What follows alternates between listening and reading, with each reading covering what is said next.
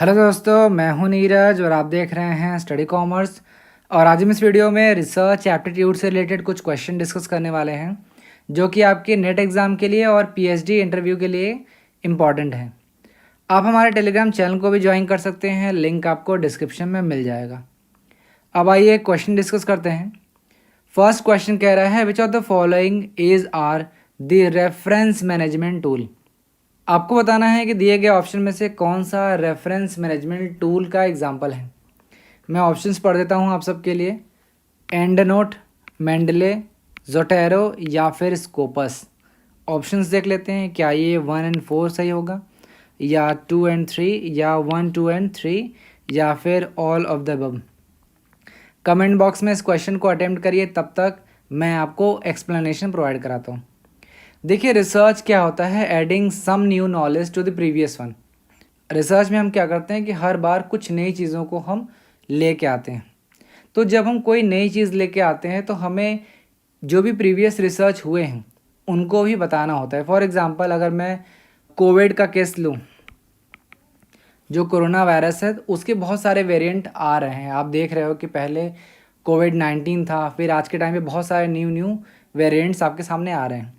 तो रिसर्च में हम क्या करते हैं, सपोज़ कर लेते हैं कि आज के टाइम पे 2022 में अगर कोई रिसर्चर जो है रिसर्च करता है कोविड पे, तो वो प्रीवियस जो भी रिसर्चर्स रहे होंगे इस टॉपिक पे, जो भी रिसर्च किया गया होगा उसके बारे में भी अपने रिसर्च के में वो चीज़ें उनको बताएंगे। तो वहाँ पे हम ऐसे ही किसी के रिसर्च या लिटरेरी वर्क को यूज़ नहीं कर सकते, उसको हमें प्रॉपर क्रेडिट देना होता है, यानी हमें एक्नॉलेज करना होता है जिसका भी हमने लिटरेरी वर्क यूज़ किया है, और इसे ही हम रेफरेंसिंग कहते हैं। तो आपको सबसे पहले ये पता होना चाहिए कि रेफरेंसिंग क्या होता है। रेफरेंसिंग का मतलब क्या है, गिविंग क्रेडिट, प्रॉपर क्रेडिट हमें देना होता है। इसे हम ये भी कह सकते हैं कि हम उसे एक्नॉलेज कर रहे हैं, हम उसे एक तरीके से क्रेडिट दे रहे हैं कि किस रिसर्च स्कॉलर का हमने लिटरेरी वर्क अपने रिसर्च में यूज़ किया है। सपोज़ कर लेते हैं कि अगर हमने किसी रिसर्च स्कॉलर का रिसर्च पेपर यूज़ किया है, कुछ इम्पॉर्टेंट डेटा यूज़ कर लिया है अपने रिसर्च पेपर में या फिर थीसिस में, तो हमें प्रॉपर रेफरेंसिंग करना होता है। ध्यान रखना, अगर हमने किसी का रिसर्च पेपर यूज़ किया है तो वो चीज़ जाएगा रेफरेंसिंग में। और सपोज़ कर लो कि अगर हमने किसी का लिटरेरी वर्क बुक से उठाया है, किसी बुक से हमने कोई डेटा उठाया है, किसी बुक से हमने कोई पैरा उठाया है, तो वो जाता है बिब्लियोग्राफी में। तो रेफरेंसिंग क्या है, क्रेडिट देने का एक तरीका है, ठीक है। और रेफरेंस देने के लिए हम कुछ सॉफ्टवेयर्स का इस्तेमाल करते हैं। तो रेफरेंस मैनेजमेंट टूल क्या है, nothing but is a software. ये कुछ सॉफ्टवेयर्स होते हैं जिनकी मदद से हम रेफरेंस देते हैं। एक बार इन सॉफ्टवेयर्स के बारे में जान लेते हैं, जिसे हम रेफरेंस मैनेजमेंट टूल या रेफरेंस मैनेजमेंट सॉफ्टवेयर्स कहते हैं। कुछ हो सकते हैं कि पेड हो, जिनका एनुअल सब्सक्रिप्शन हो सकता है, और कुछ फ्री हो सकता है। जैसे फर्स्ट है एंड नोट। एंड नोट क्या है, ये लॉन्च हुआ था in the year 1989 by Niles and associates. ठीक है, तो ये एक पेड सॉफ्टवेयर है। इसके अलावा मेंडले है, जो कि ग्रेगर मेंडल के नाम पे बनाया गया था। मैं आप सबके लिए यहाँ पे लिख दे रहा हूँ, ग्रेगर मेंडल। ये फाउंड किया गया था इन लंदन इन नवंबर 2007 में इसकी स्थापना की गई थी, और जो फर्स्ट बीटा वर्जन था रिलीज़ किया गया था, वो किया गया था अगस्त 2008 में। 2013 में इसको वापस से परचेज़ कर लिया गया था बाय एकेडमिक पब्लिशर एल्सेवियर। एक बार फिर मैं आपको बता देता हूँ, मेंडले क्या है, एक रेफरेंसिंग मैनेजमेंट सॉफ्टवेयर है जो कि ग्रेगर मेंडल के नाम पे पड़ा है। फाउंडेड इन लंदन इन 2007, और first public beta version release किया गया था अगस्त 2018 में। उसके बाद मेंडले को परचेस कर लिया गया by the academic publisher Elsevier in early 2013, ठीक है। इसके अलावा ज़ोटैरो है। ज़ोटैरो क्या है? Free and open source software है, यानी इसे कोई भी डाउनलोड कर सकता है, ओपन सोर्स है। तो ज़ोटैरो क्या है? Free and open source reference management software है। इसके अलावा रीड क्यूब पेपर्स, ये यहाँ पे आप लोगो देख सकते हैं। साइविल है, पेपर पाइल है, कुछ एग्जांपल्स और भी हो सकते हैं। अगर आप सर्च करोगे तो आपको बहुत सारे रेफरेंस मैनेजमेंट सॉफ्टवेयर्स के एग्जांपल मिल जाएंगे। तो क्वेश्चन पे आते हैं। क्वेश्चन में आपसे पूछा था कि कौन सा रेफरेंस मैनेजमेंट सॉफ्टवेयर्स है, तो एंड नोट है, मेंडले है, ज़ोटैरो है, ये तीनों रेफरेंस मैनेजमेंट सॉफ्टवेयर्स हैं। और स्कोपस जो है वो जर्नल है। इसके अलावा भी कुछ आपको पता होना चाहिए, जैसे ABDC। मैं यहाँ पे आपके लिए फुल फॉर्म लिख दे रहा हूँ, ऑस्ट्रेलियन बिजनेस डीन्स काउंसिल। इसके अलावा आपने देखा होगा UGC केयर लिस्ट। केयर का क्या मतलब है यहाँ पे? Consortium for academic and research ethics, ये इसका फुल फॉर्म है। कंसोर्टियम का क्या मतलब है? एसोसिएशन। तो Scopus, ABDC, UGC care list, ये जर्नल है। तो स्टार्टिंग के 3 जो है वो रेफरेंस मैनेजमेंट टूल्स हैं। तो करेक्ट आंसर हो जाएगा C, 1, 2 एंड 3 ओनली। अब आइए नेक्स्ट क्वेश्चन देखते हैं। Mister Srinivasan has administered some drug for management of diabetes for 4 weeks in a group and measured pre and post data for blood glucose level. Question में आपसे पूछ रहा है कि मिस्टर श्रीनिवासन जो कि एक रिसर्चर हैं, उन्होंने कोई ड्रग ढूंढा है फॉर मैनेजमेंट ऑफ डायबिटीज़। उन्होंने किसी ग्रुप पे 4 हफ्तों के लिए यानी 1 महीने के लिए वो टेस्ट किया है और उन्होंने प्री और पोस्ट डेटा इकट्ठा किया है। क्या इकट्ठा किया है? ब्लड ग्लूकोज लेवल, यानी दवा देने से पहले और दवा देने के बाद ब्लड ग्लूकोज लेवल उन्होंने मेजर किया है। आपसे क्वेश्चन में पूछ रहा है कि which statistical tool will be use to analyse data. इस डेटा को एनालाइज करने के लिए यानी विश्लेषण करने के लिए कौन से स्टैटिस्टिकल टूल का इस्तेमाल किया जाएगा, ये आपसे क्वेश्चन पूछ रहा है। ऑप्शंस देख लेते हैं। Independent T test, paired T test, chi square test या अनोवा टेस्ट। कमेंट बॉक्स में इस क्वेश्चन को अटेम्प्ट करिए, तब तक मैं आपको एक्सप्लेनेशन प्रोवाइड कराता हूँ। सबसे पहले बात करते हैं इंडिपेंडेंट टी टेस्ट की। तो it is nothing but your T test, ये आपका टी टेस्ट ही है। टी टेस्ट क्या है? ये आपका पैरामेट्रिक टेस्ट है। टी टेस्ट क्या है? ये आपका पैरामेट्रिक टेस्ट है। पैरामेट्रिक टेस्ट वो टेस्ट होता है जो कि आपकी पॉपुलेशन के बारे में अजम्पशन बनाता है कि whether it is normally distributed और नॉट, कि आपका जो पॉपुलेशन है वो नॉर्मली डिस्ट्रीब्यूटेड है या नहीं है। टी टेस्ट में क्या होता है? हम मीन को कंपेयर करते हैं, यानी comparing means of two independent group. जब हम मीन को कंपेयर करते हैं तो वहाँ पे हम टी टेस्ट यूज़ करते हैं। यहाँ पे ध्यान रखना कि टी टेस्ट को यूज़ करने के लिए 2 इम्पॉर्टेंट कंडीशंस हैं। टी टेस्ट को यूज़ करने के लिए 2 इम्पॉर्टेंट कंडीशंस हैं, उनका आप ध्यान रखना। फर्स्ट कंडीशन क्या है? स्टैंडर्ड डेविएशन आपको पता नहीं होनी चाहिए, यानी standard deviation should be unknown. और सेकंड है आपका सैंपल साइज़। सैंपल साइज़ आपका स्मॉल होना चाहिए। स्मॉल होने का क्या मतलब है?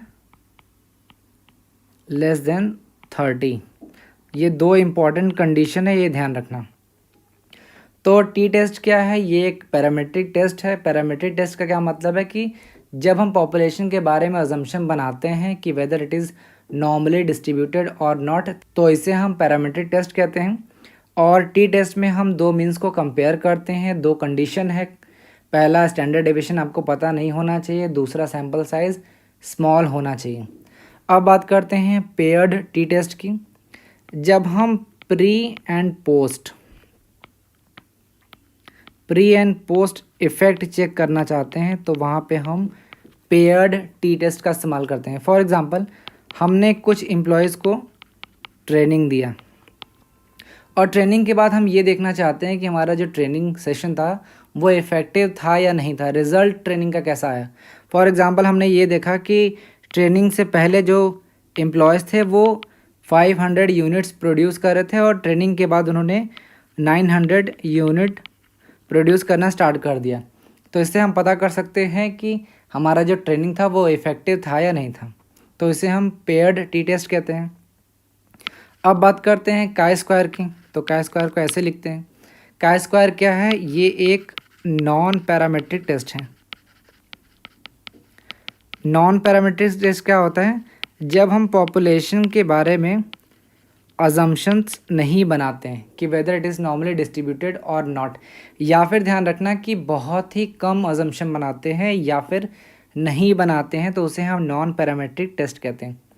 काई स्क्वायर टेस्ट में हम क्या करते हैं कि जब हम ऑब्जर्व डेटा को एक्सपेक्टेड डेटा के साथ कंपेयर करना चाहते हैं तो अब हम वहाँ काई स्क्वायर टेस्ट को रन करते हैं।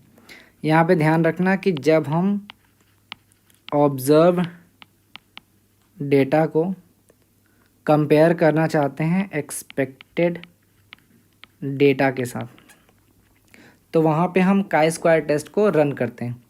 इसे हम गुडनेस ऑफ फिट के नाम से भी जानते हैं। काई स्क्वायर को हम बोलते हैं testing the goodness of fit. ये एक्स्ट्रा पॉइंट्स हैं जो आप नोट कर सकते हैं। नेक्स्ट है अनोवा टेस्ट। जब हम वेरिएंस को कंपेयर करते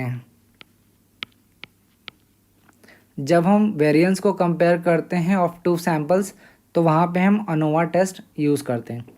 वापस से क्वेश्चन पे आते हैं। क्वेश्चन में आपसे कह रहा है कि हमने जो ड्रग है उसको टेस्ट किया है और ये देखना चाहते हैं कि ड्रग देने के पहले और बाद में जो ब्लड ग्लूकोज लेवल है उसमें क्या डिफरेंस आ रहा है।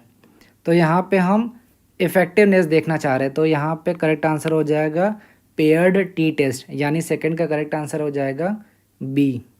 अब आइए नेक्स्ट क्वेश्चन देखते हैं। A researcher should consider which of the following to prepare good research proposal. आपको बताना है कि जब एक रिसर्चर एक अच्छा रिसर्च प्रपोजल बनाना चाहता है तो वो दिए गए ऑप्शन में से कौन से ऑप्शंस को चुनेगा। एक बार ऑप्शंस पढ़ देता हूँ मैं आपके लिए। Research question should be novel, research protocol should be ethical and irrelevant, research question should be interesting and feasible, researcher should consider only his or her own interest and benefit.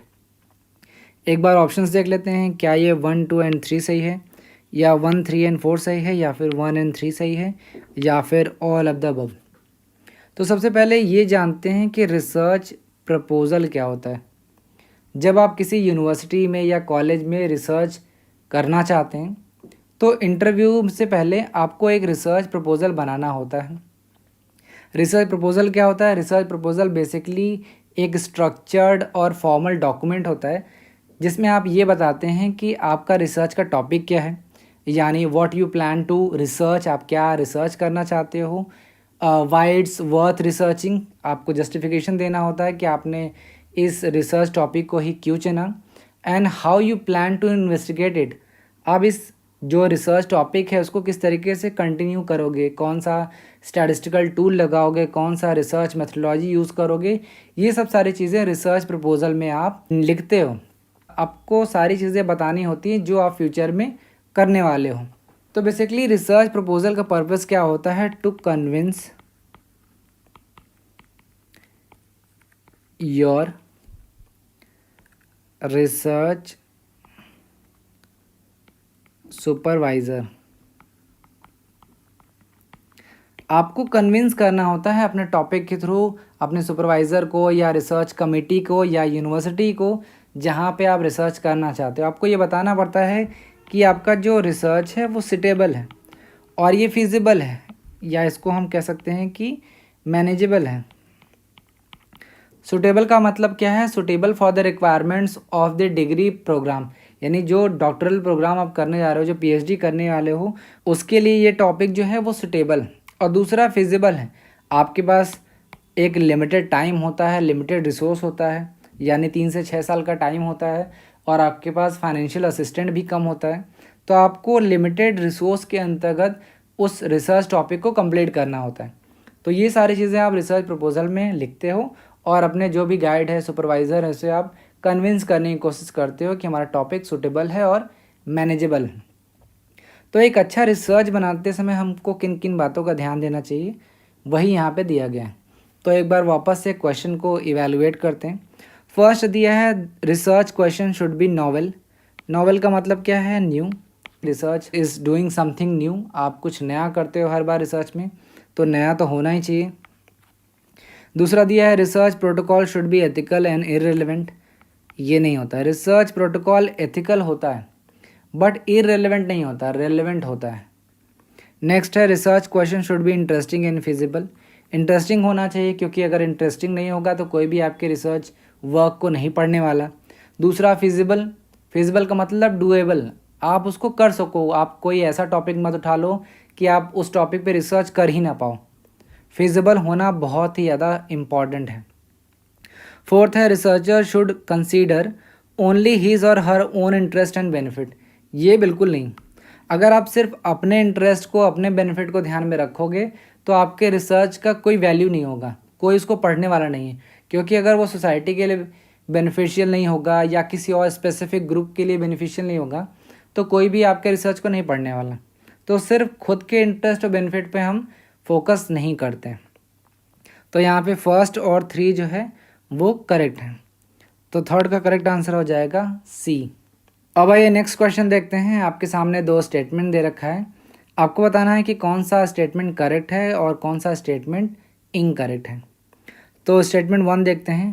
Plagiarism is a type of cheating that involves the use of another persons ideas, words, design, art, music etcetera as one's own in whole or in part with acknowledging the author or obtaining his or her permission.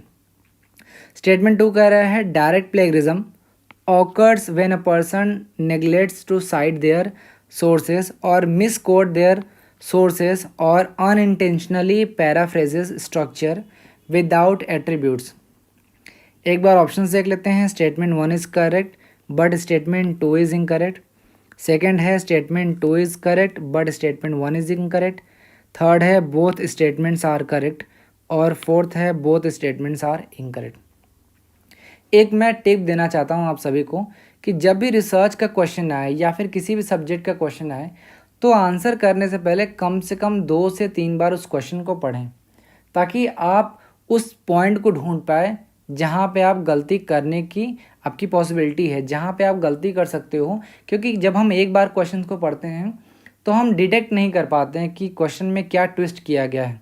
तो जब हम 2 से 3 बार question को पढ़ते हैं तो हम आसानी से उस ट्रिक को फाइंड आउट कर लेते हैं और करेक्ट आंसर हम दे पाते हैं। तो मैं आप सभी को रिक्वेस्ट करना चाहूँगा कि आप 2 से 3 बार ज़रूर पढ़ें। तो एक बार क्वेश्चन को इवैल्यूएट कर लेते हैं। स्टेटमेंट 1 कह रहा है कि प्लेगियरिज्म एक तरीके का चीटिंग है जिसमें हम किसी दूसरे पर्सन्स के आइडिया को, वर्ड्स को या आर्ट को हम चुरा लेते हैं अपने जो लिटरेरी वर्क है उसमें, अपने रिसर्च पेपर में, अपने थीसिस में हम किसी और के वर्क को यूज़ कर लेते हैं विदाउट एक्नॉलेजिंग। प्लेगियरिज्म क्या होता है? एक टर्म याद रखना, without acknowledging the author. Plagiarism क्या होता है? जब हम किसी दूसरे रिसर्च स्कॉलर का जो लिटरेरी वर्क होता है वो अपने रिसर्च पेपर में या फिर थीसिस में हम यूज़ कर लेते हैं विदाउट एक्नॉलेजिंग देम। हम बिना उन्हें एक्नॉलेज किए, बिना उन्हें प्रॉपर रेफरेंसिंग दिए, बिना प्रॉपर साइटेशन के जब हम उनका वर्क यूज़ कर लेते हैं तो उसे हम प्लेगरिज्म कहते हैं। 1990 से पहले जितने भी स्कॉलर्स थे वहाँ पे जो प्लेगरिज्म था वो आसानी से डिटेक्ट नहीं हो पाता था, क्योंकि उतना एडवांस सॉफ्टवेयर नहीं था। आज के टाइम पे आप देखो टर्निटिन है या फिर आज के टाइम पे डुप्ली चेकर है, या बहुत सारे पेड सॉफ्टवेयर हैं जिसके मदद से आप 1 मिनट में आइडेंटिफाई कर सकते हो कि आपने किसी का रिसर्च वर्क यूज़ किया है या नहीं किया है। तो आज के टाइम पे प्लेगरिज्म बहुत इंपॉर्टेंट है। ज़्यादा आप प्लेगरिज्म कर नहीं सकते, मेरे ख्याल से अराउंड 9% अलाउड होता है। तो क्वेश्चन पे आते हैं। प्लेगरिज्म एक तरीके का चीटिंग है जिसमें आप किसी दूसरे पर्सन का जो लिटरेरी वर्क है वो यूज़ करते हो, लेकिन विदाउट एक्नॉलेजिंग देम। ध्यान रखना कि आप उसको एक्नॉलेज नहीं करते हो, आप उसको प्रॉपर रेफरेंस नहीं देते हो, तभी प्लेगरिज्म होगा। क्योंकि अगर आपने उसको एक्नॉलेज कर दिया तो वो प्लेगरिज्म के अंतर्गत नहीं आएगा। तो फर्स्ट स्टेटमेंट बिल्कुल गलत है।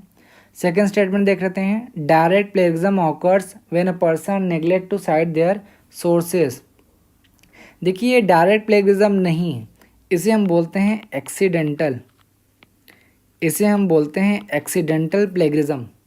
एक्सीडेंटल प्लेगरिज्म क्या होता है कि जब आपने किसी दूसरे पर्सन का जो वर्क है वो यूज़ कर लिया है, बट आपने नेग्लेक्ट कर दिया, आपने उसको साइट नहीं किया, या फिर मिस कोड कर दिया, यानी आपने ए का यूज़ किया था और आपने बी को कोड कर दिया, या फिर अनइंटेंशनली आपने बिना इंटेंशन के पैराफ्रेज कर दिया। पैराफ्रेज का क्या मतलब है?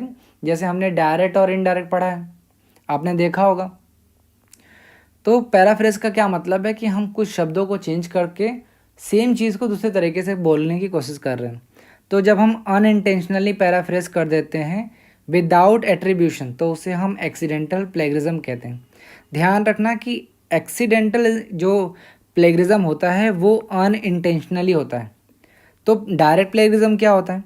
डायरेक्ट प्लेगरिज्म जो है वो इंटेंशनली होता है। ये ध्यान रखना कि डायरेक्ट जो प्लेगरिज्म होता है वो इंटेंशनली होता है। इंटेंशनली का क्या मतलब है कि आप जानबूझ के वो काम कर रहे हो। तो डायरेक्ट प्लेगरिज्म का क्या मतलब है? जब आप किसी के लिटरेरी वर्क को हूबहू कॉपी कर लेते हो, एकदम कॉपी कर लेते हो, या इसे हम बोलते हैं वर्ड फॉर वर्ड ट्रांसक्रिप्शन।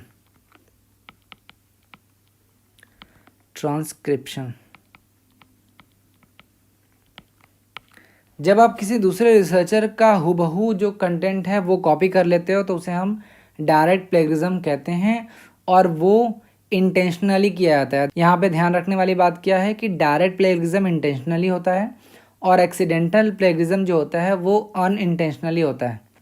तो सेकेंड स्टेटमेंट जो है वो भी इनकरेक्ट हो जाएगा। तो फोर्थ का करेक्ट आंसर हो जाएगा डी। अब आइए आज का लास्ट क्वेश्चन देखते हैं। Why reviewing the existing literature is needed. हम लिटरेचर रिव्यू करते हैं, तो क्वेश्चन में पूछा है कि हम एग्जिस्टिंग लिटरेचर को रिव्यू क्यों कर दें। ऑप्शंस देखते हैं। It does not provide required word count, it help in non related discipline, to find out what is already known about area of interest, या फिर it does not provide references. आपको literature review पता होना चाहिए कि literature review क्या होता है। लिटरेचर रिव्यू क्या है? एक तरीके का ओवरव्यू है। Overview of what? Overview of previously published work. जो भी प्रीवियसली पब्लिश्ड वर्क, जो भी पहले पब्लिश्ड वर्क किए गए, जो पहले से पब्लिश किए गए हैं, कोई भी स्पेसिफिक टॉपिक पे रिसर्च वर्क किया है, अगर हम उसको ओवरव्यू कर रहे हैं, उसको देखना चाह रहे हैं कि अभी तक क्या रिसर्च हुआ है, तो उसे हम लिटरेचर रिव्यू कहते हैं। लिटरेचर रिव्यू करने का 2 ऑब्जेक्टिव होता है। पहला तो ये कि हमें ये पता करना है कि अभी तक क्या क्या हो चुका है, और दूसरा रिसर्च गैप फाइंड करने के लिए। फॉर एग्ज़ाम्पल, अगर वो मार्केटिंग का एक टर्म लूँ, मैसेज मार्केटिंग, जिसके ऊपर डेवलप्ड कंट्री में तो बहुत रिसर्च हुआ है, बट डेवलपिंग कंट्रीज़ में बहुत कम रिसर्च हुआ है। जैसे मैसेज मार्केटिंग के ऊपर रिसर्च किया है by doctor Justin Paul. Doctor Justin Paul ने मैसेज मार्केटिंग के ऊपर रिसर्च किया हुआ है, बहुत सारा किया हुआ। 2015 से 2022 तक उन्होंने बहुत सारे रिसर्च पेपर पब्लिश किए, लेकिन उन्होंने जो रिसर्च किया है वो बेस्ड हैं डेवलप्ड कंट्री पे। तो जब आप लिटरेचर रिव्यू करोगे जस्टिन पॉल के जो भी रिसर्च पेपर है, तो उनसे आपको ये पता चलेगा कि अभी तक कहाँ तक रिसर्च हुई है और रिसर्च गैप क्या है। जब तक आप लिटरेचर रिव्यू नहीं करोगे तब तक आपको रिसर्च गैप भी नहीं पता चलेगा। जैसे जैसे मैंने लिटरेचर रिव्यू किया और मुझे ये पता चल गया कि डेवलप्ड कंट्री में तो अभी तक हुआ था, बट डेवलपिंग कंट्री में अभी भी ये नहीं हुआ है। तो ये यहाँ पे एक स्कोप है कि हम डेवलपिंग कंट्रीज़ में भी इस टॉपिक पे रिसर्च कर सकते हैं। तो यहाँ पे क्वेश्चन पे आते हैं। क्वेश्चन पूछ रहा था why reviewing the existing literature is needed. तो करेक्ट आंसर हो जाएगा C, to find out what is already known about the area of interest. यानी कि जो भी आपका एरिया ऑफ इंटरेस्ट है, जैसे मेरा एरिया ऑफ इंटरेस्ट क्या है, मार्केटिंग। मार्केटिंग भी बहुत टॉपिक हैं, जैसे कंज्यूमर बिहेवियर हो गया, प्राइसिंग हो गया, या फिर मार्केटिंग स्ट्रैटेजीज़ हो गए, या फिर एडवर्टीज़मेंट है, या बहुत सारे टॉपिक हैं। तो अगर हमें किसी स्पेसिफिक एरिया ऑफ इंटरेस्ट, जिस एरिया पे आप काम करना चाहते हो, जो आपका डोमेन है, जैसे मार्केटिंग मेरा डोमेन है, तो अगर मैं ये देखता हूँ कि इस पर्टिकुलर टॉपिक पे मार्केटिंग के कहाँ तक रिसर्च हुई, तो वो करने के लिए मुझे लिटरेचर रिव्यू करना पड़ेगा। तो फिफ्थ का करेक्ट आंसर हो जाएगा सी। फर्स्ट क्वेश्चन कह रहा है which of the following statement is are correct. आपके सामने 4 स्टेटमेंट दे रखा है और आपसे करेक्ट स्टेटमेंट आइडेंटिफाई करने को कह रहा है। चारों स्टेटमेंट मैं आप सबके लिए पढ़ दे रहा हूँ।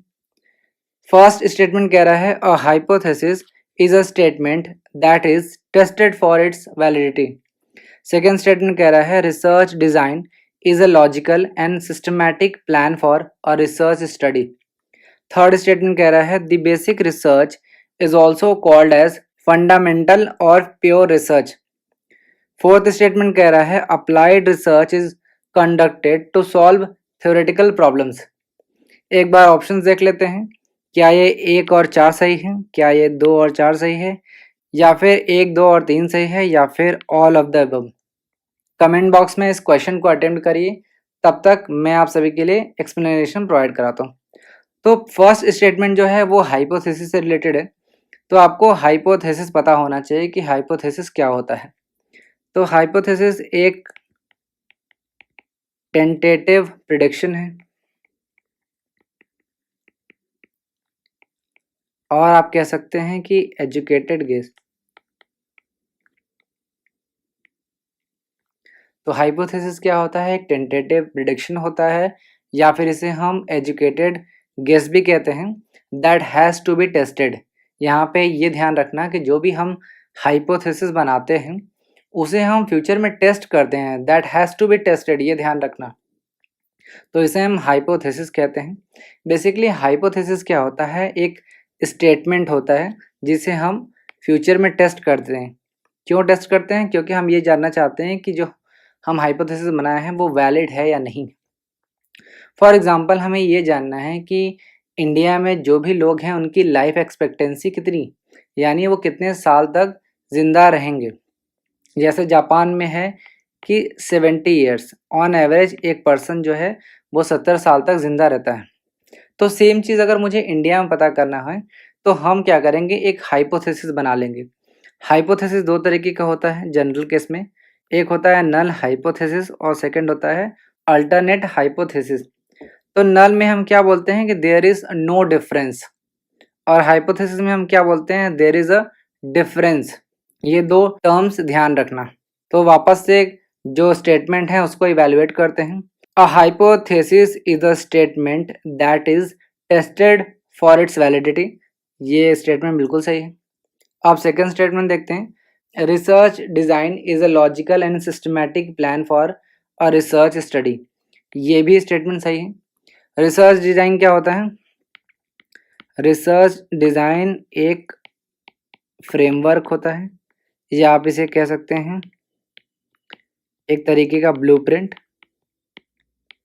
जैसे आप कोई बिल्डिंग बनाते हो तो आप क्या करते हो, एक मैप बना लेते हो, नक्शा बना लेते हो कि किस तरीके से हम पूरी बिल्डिंग को बनाएंगे, कितना सीमेंट लगेगा, कितना बालू लगेगा, कितना गिट्टी लगेगा, या जो भी मटेरियल इन्वॉल्व है उसमें वो कैसे लगेगा और किस तरीके से आप सारी चीज़ों को इन्वॉल्व करोगे। तो रिसर्च डिज़ाइन क्या होता है, एक फ्रेमवर्क होता है, एक ब्लूप्रिंट होता है, एक तरीके से आप ये कह सकते हैं कि एक सिस्टमैटिक प्लान होता है।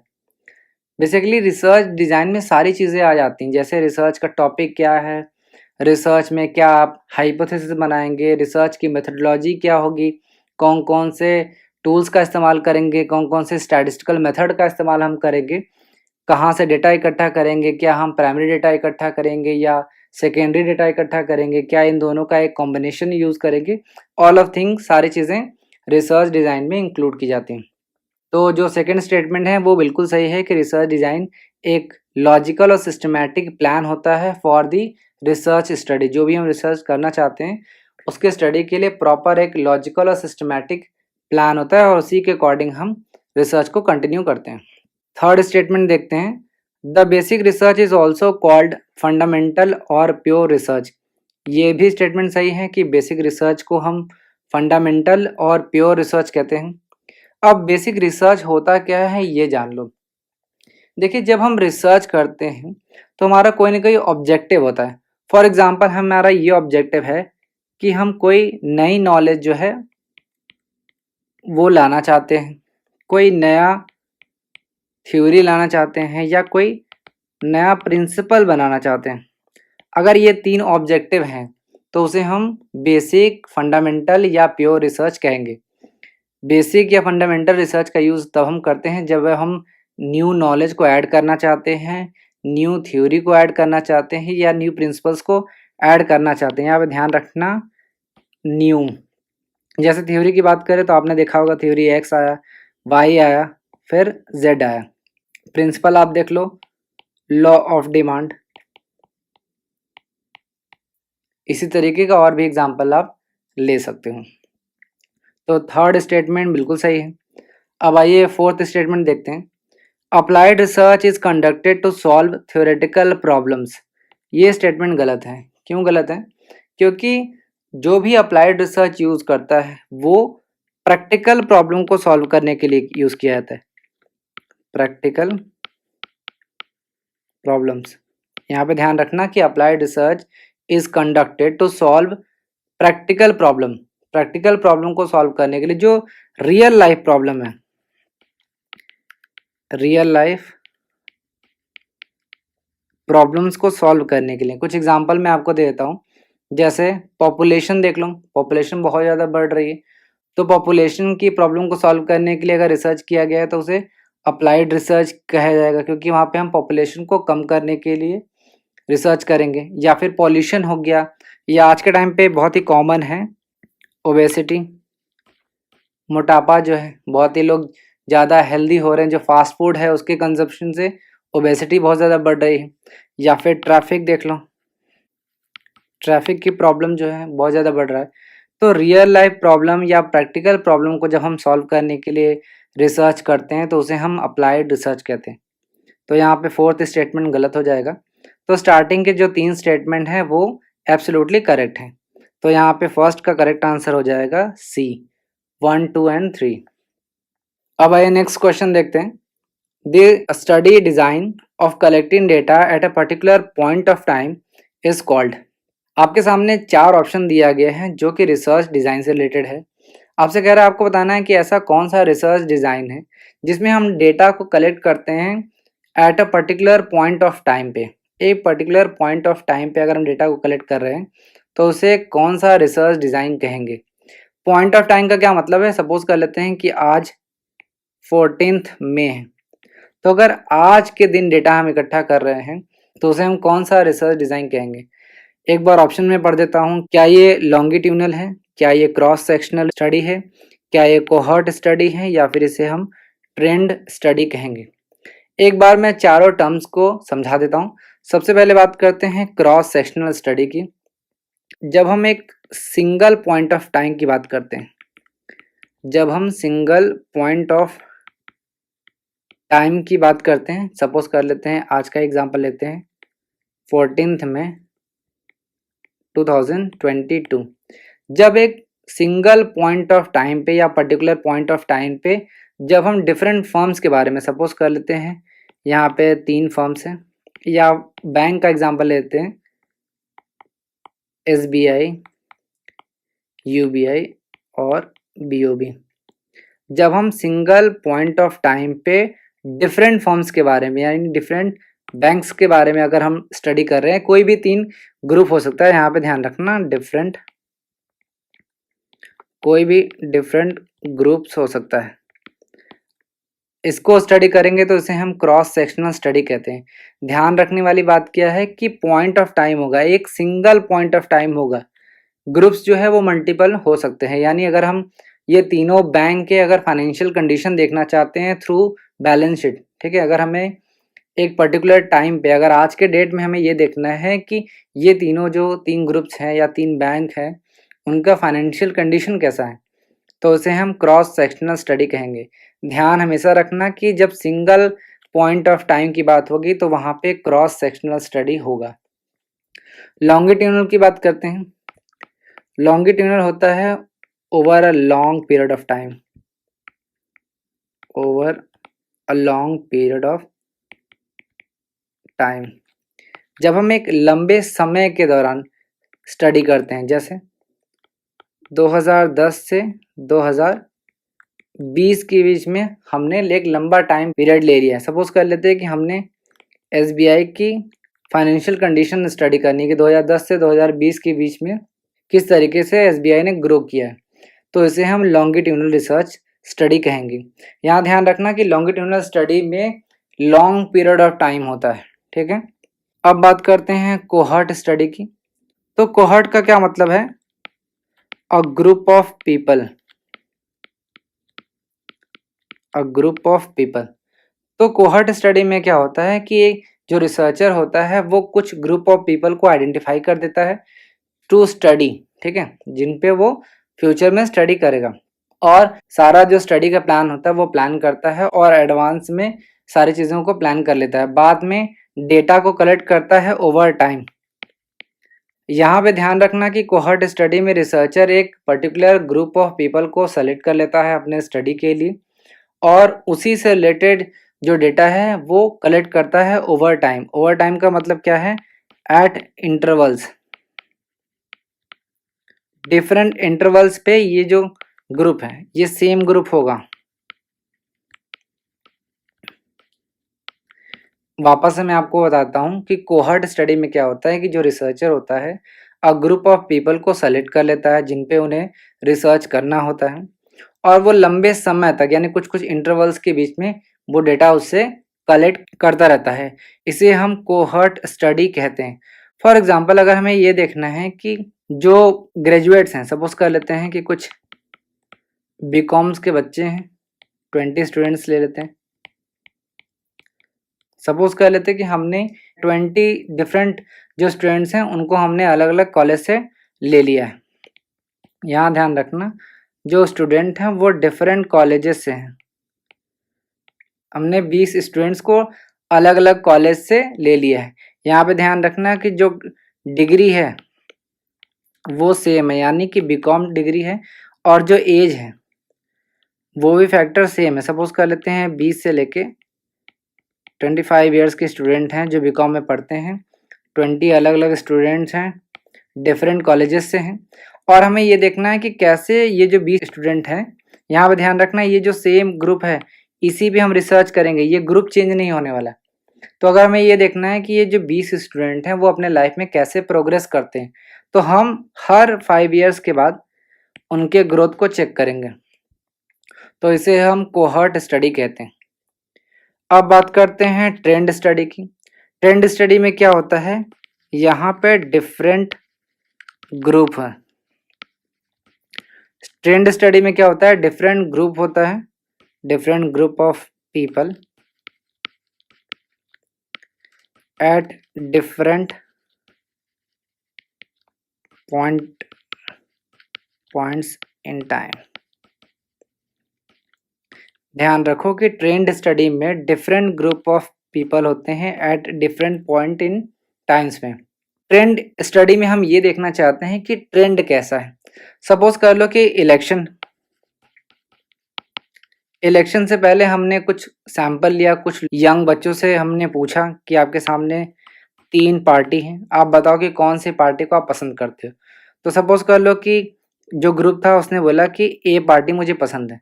अब सपोज कर लो कि 1 साल बाद हम जाते हैं और हमने अब डिफरेंट लोगों से डिफरेंट सैंपल लिया, दूसरे जो बच्चे हैं उनसे पूछा कि आप बताओ कि आपको कौन से पार्टी पसंद है। हो सकता है कि इस बार वो पार्टी सी को पसंद करें। तो हम ट्रेंड स्टडी में क्या देखना चाहते हैं कि करंट ट्रेंड क्या है।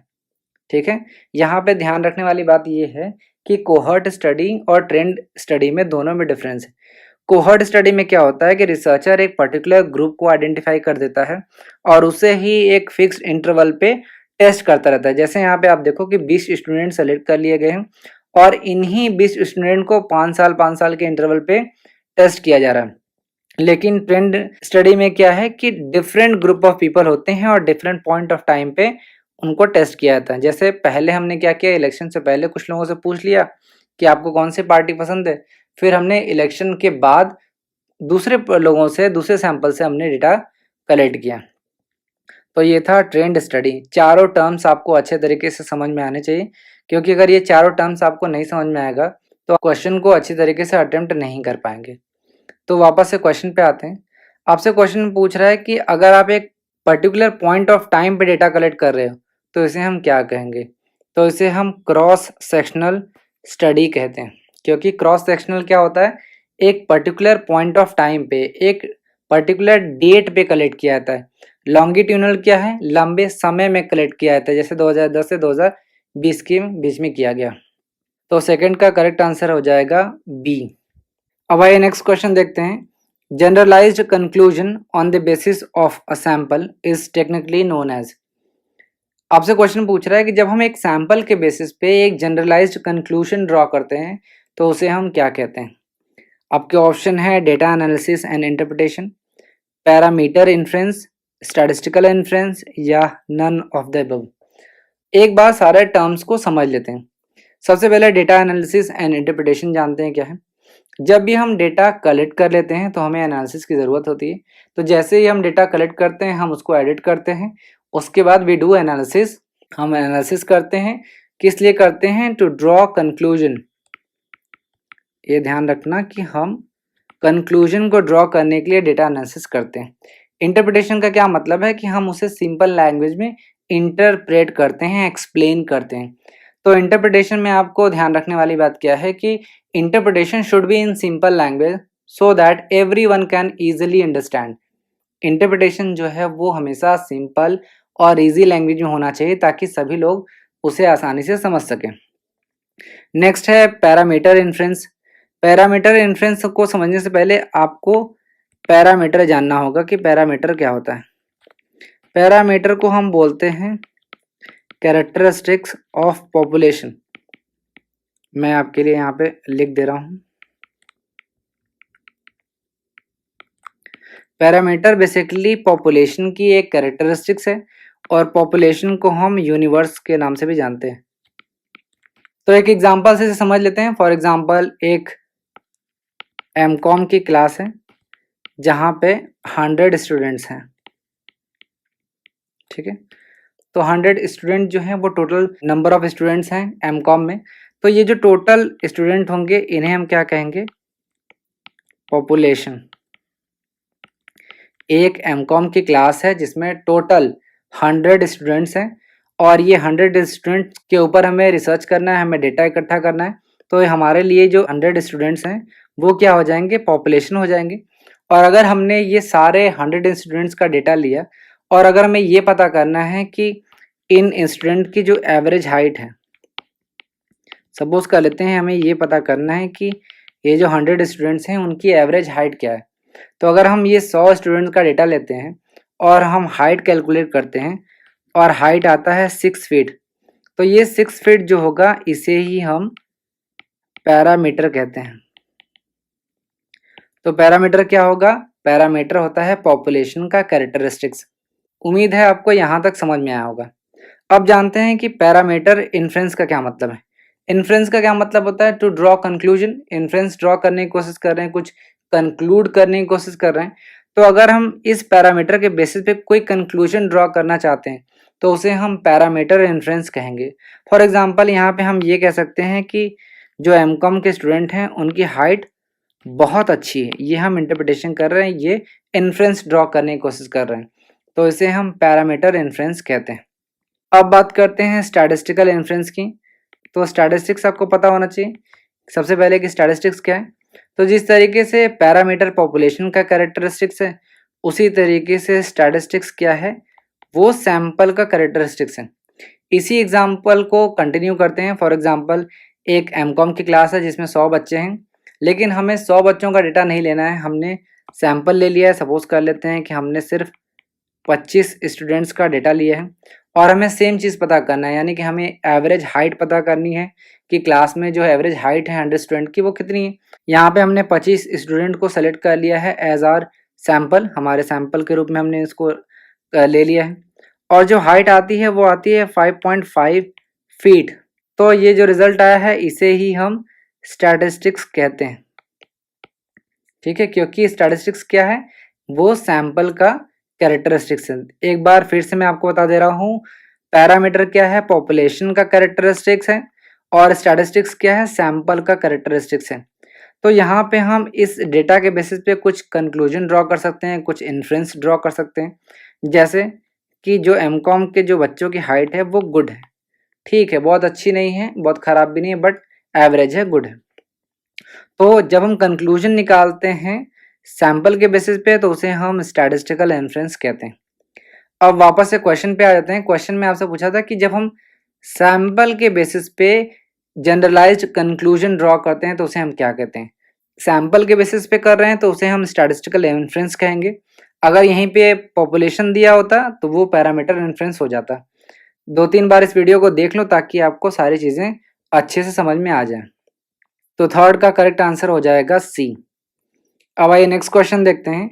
In an experimental study of the effect of time spent on studying on grade, time spent studying would be the।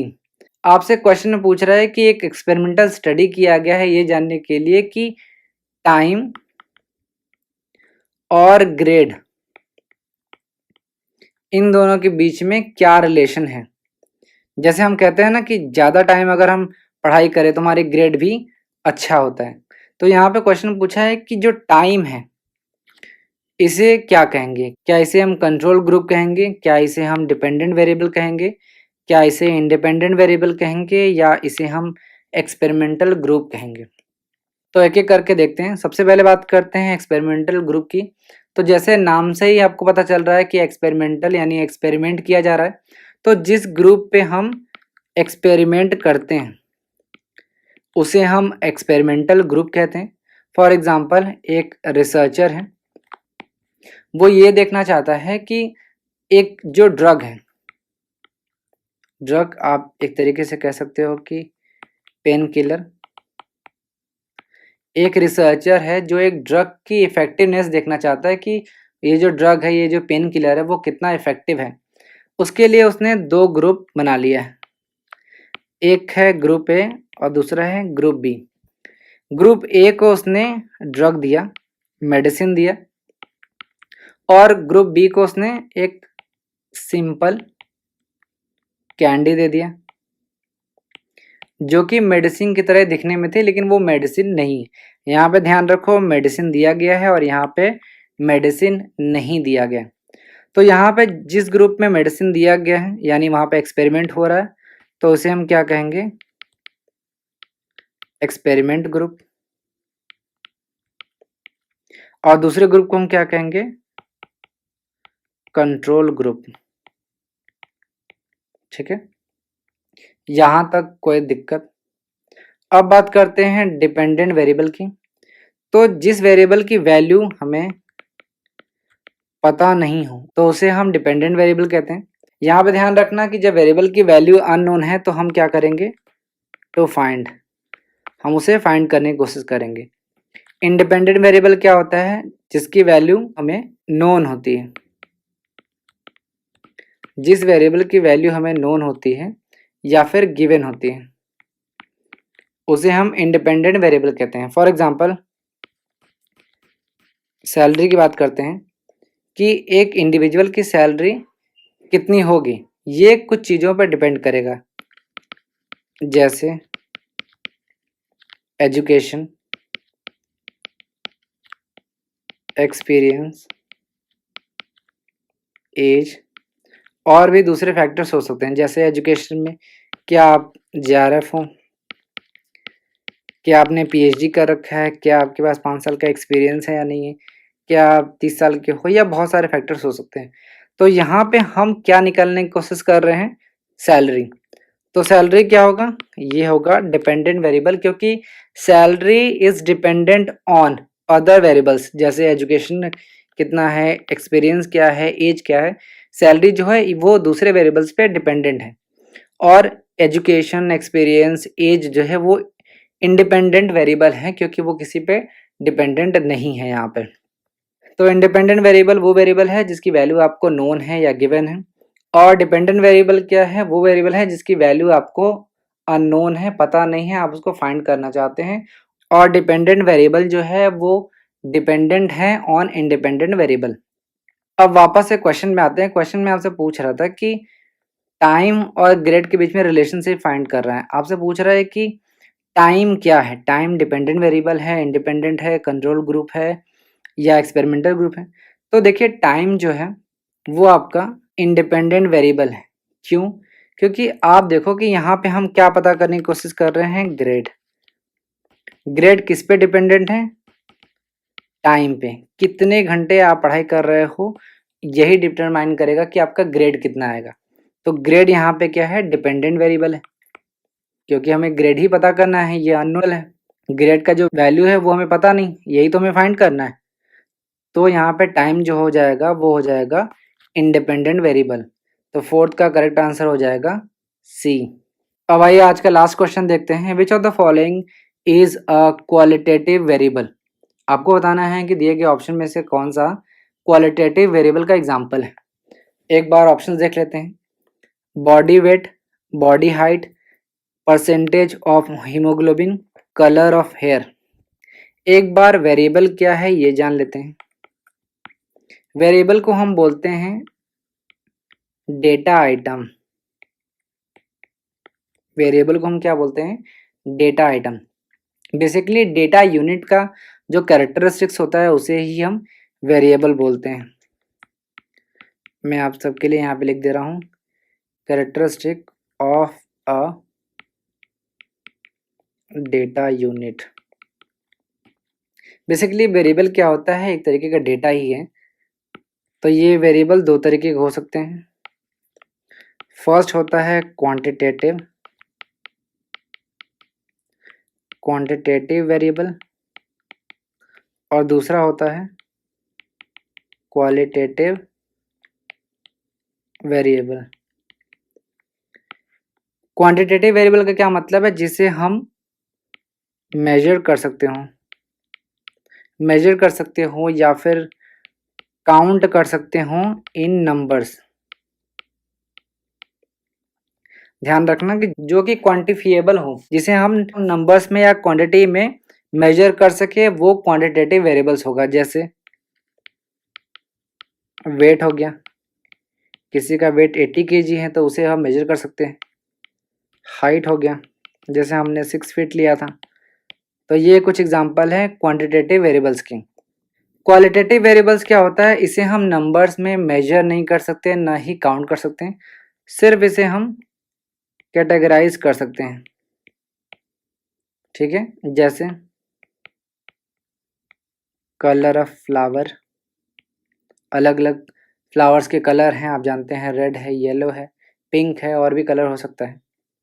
Gender of a baby, किसी बच्चे का जेंडर, या फिर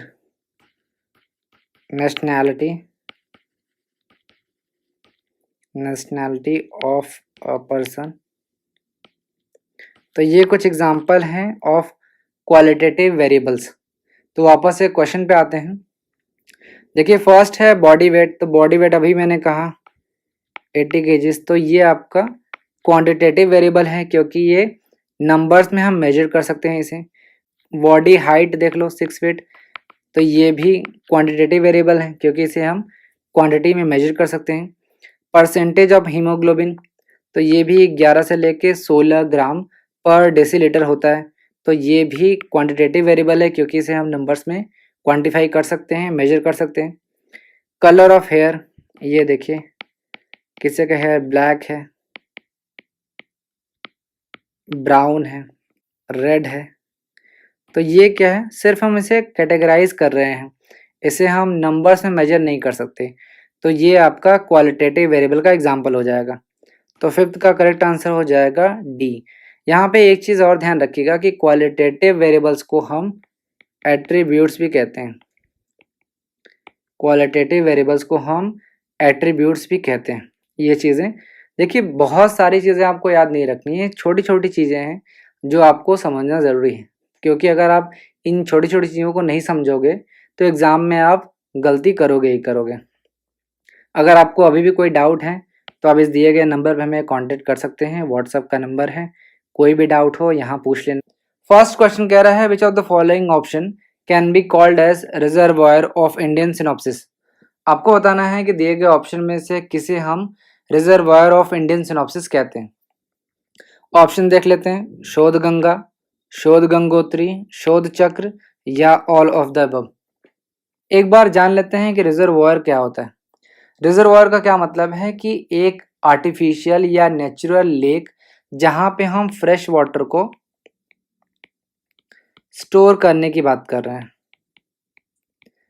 आपने लेक देखा होगा, लेक में क्या होता है, जो फ्रेश वाटर होता है उसको स्टोर किया जाता है, चाहे वो आर्टिफिशियली हो चाहे नेचुरल लेक हो, दोनों में हम फ्रेश वाटर को स्टोर करने की बात करते हैं।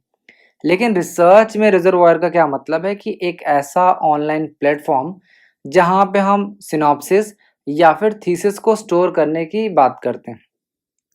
अब जो शोध गंगा है वहां पे हम थीसिस को स्टोर करते हैं, यानी शोध गंगा एक ऐसा प्लेटफॉर्म है जहां पे हम थीसिस को स्टोर करते हैं।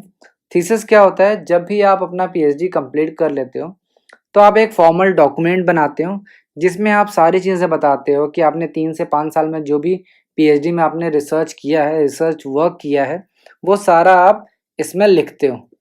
हर एक छोटी से छोटी डिटेल को आप इसमें मेंशन करते हो। शोध गंगोत्री एक ऐसा रिजर्वायर है जहां पे हम सिनॉप्सिस को अपलोड करते हैं, यानी कि रिजर्वायर ऑफ इंडियन सिनॉप्सिस कहा जाता है। शोध गंगा को हम रिजर्वायर ऑफ इंडियन थीसिस कहते हैं और शोध गंगोत्री को हम बोलते हैं रिजर्वायर ऑफ इंडियन सिनॉप्सिस। यानी एक ये जो दोनों टर्म्स हैं इसमें आप कंफ्यूज मत होना। गंगा से आप याद कर सकते हो कि ये बहुत वास्ट है, बहुत बड़ा है। थीसिस आप जानते हैं एक लंबे पीरियड के लिए किया जाता है। गंगा से आप याद कर सकते हो थीसिस, और गंगोत्री जो है वो एक छोटी नदी है, तो इसे आप सिनॉप्सिस याद कर सकते हो। यहाँ पे एक चीज़ ध्यान रखना कि सिनॉप्सिस और रिसर्च प्रपोजल में बेसिक डिफरेंस होता है। हम कई बार इंटरचेंजेबली यूज़ कर लेते हैं दोनों टर्म्स को, लेकिन बेसिक डिफरेंस होता है। देखिए, जब आप किसी भी कॉलेज में, किसी भी यूनिवर्सिटी में पीएचडी के लिए इंटरव्यू देते हो तो कई बार कॉलेज या यूनिवर्सिटी आपसे रिसर्च प्रपोजल मांग लेती है। रिसर्च प्रपोजल क्या होता है, एक डॉक्यूमेंट होता है जिसमें आप बताते हो कि फ्यूचर में आप किस टॉपिक पे रिसर्च करोगे, आपका पॉपुलेशन क्या है, आपका सैम्पल साइज क्या होगा, कौन से रिसर्च मेथोडोलॉजी आप यूज़ करोगे, कौन कौन से स्टैटिस्टिकल टूल यूज़ करोगे, ये सब सारी चीज़ें आप एक ब्रीफ प्रपोजल बना देते हो। एक तरीके से आप ये कह सकते हो कि एक्सपेक्टेड जो प्रपोजल होता है वो आप बनाते हो कि इस चीज़ को हम आगे ले जाएंगे। लेकिन रिसर्च प्रपोजल 90% चेंज हो जाता है, यानी आपने किसी एक टॉपिक पे बनाया और वो हो सकता है रिजेक्ट हो जाए, आप किसी दूसरे टॉपिक पे पीएचडी कर रहे हो। तो रिसर्च प्रपोजल जो होता है बहुत ही इनिशियल स्टेज पे बनाया जाता है, और जो भी स्टूडेंट बनाता है वो काफ़ी एक्सपीरियंस तो होता नहीं क्योंकि उसने कभी रिसर्च तो किया नहीं। सिनॉप्सिस क्या होता है कि जब आप एंट्रेंस क्वालिफाई कर लेते हो, आपको बेसिक रिसर्च की नॉलेज है, आपको अपने सब्जेक्ट की नॉलेज है, उस बेसिस पे आपको एडमिशन मिल जाता है। उसके बाद जो भी आपका गाइड या सुपरवाइजर होता है वो आपको बताता है कि आपके रिसर्च प्रपोजल में क्या क्या प्रॉब्लम है, जो भी शॉर्टकमिंग्स होते हैं उसको आप दूर करते हो। उसके बाद आप शोध गंगोत्री जो वेबसाइट है उस पर आपकी यूनिवर्सिटी आपका जो रिसर्च प्रपोजल होता है उसे अपलोड करते हैं। तो जब आप 6 महीने का कोर्स वर्क होता है वो कंप्लीट कर लेते हो, जो भी आपके रिसर्च प्रपोजल में जो भी शॉर्टकमिंग्स होते हैं, जो भी फॉल्ट होता है, उसे आप करेक्ट कर लेते हो और यूनिवर्सिटी अप्रूव कर देता है। ध्यान रखिएगा, अप्रूव्ड रिसर्च प्रपोजल को ही हम सिनॉप्सिस कहते हैं। ये फाइनल आपका रिसर्च प्रपोजल होता है जिसमें कोई भी कमी नहीं होती और अप्रूव होने के बाद ये अपलोड कर दी जाती है, तो इसे हम सिनॉप्सिस बोलते हैं। हालांकि आप रिसर्च प्रपोजल और सिनॉप्सिस को इंटरचेंजेबली यूज कर सकते हैं। अब बात करते हैं शोध चक्र की। शोध चक्र क्या है? रिसोर्स प्लेटफॉर्म है। क्या मैं बोल रहा हूं, ध्यान से सुनना। शोध चक्र क्या है? एक रिसोर्स प्लेटफॉर्म है, यानी कि शोध चक्र जो भी एकेडमिक कम्युनिटी के लोग हैं उनको रिसोर्सेज प्रोवाइड करता है during their research life cycle. ठीक है, अभी मैंने कहा कि शोध चक्र जो है वो एकेडमिक कम्युनिटी को रिसोर्सेज प्रोवाइड कराता है।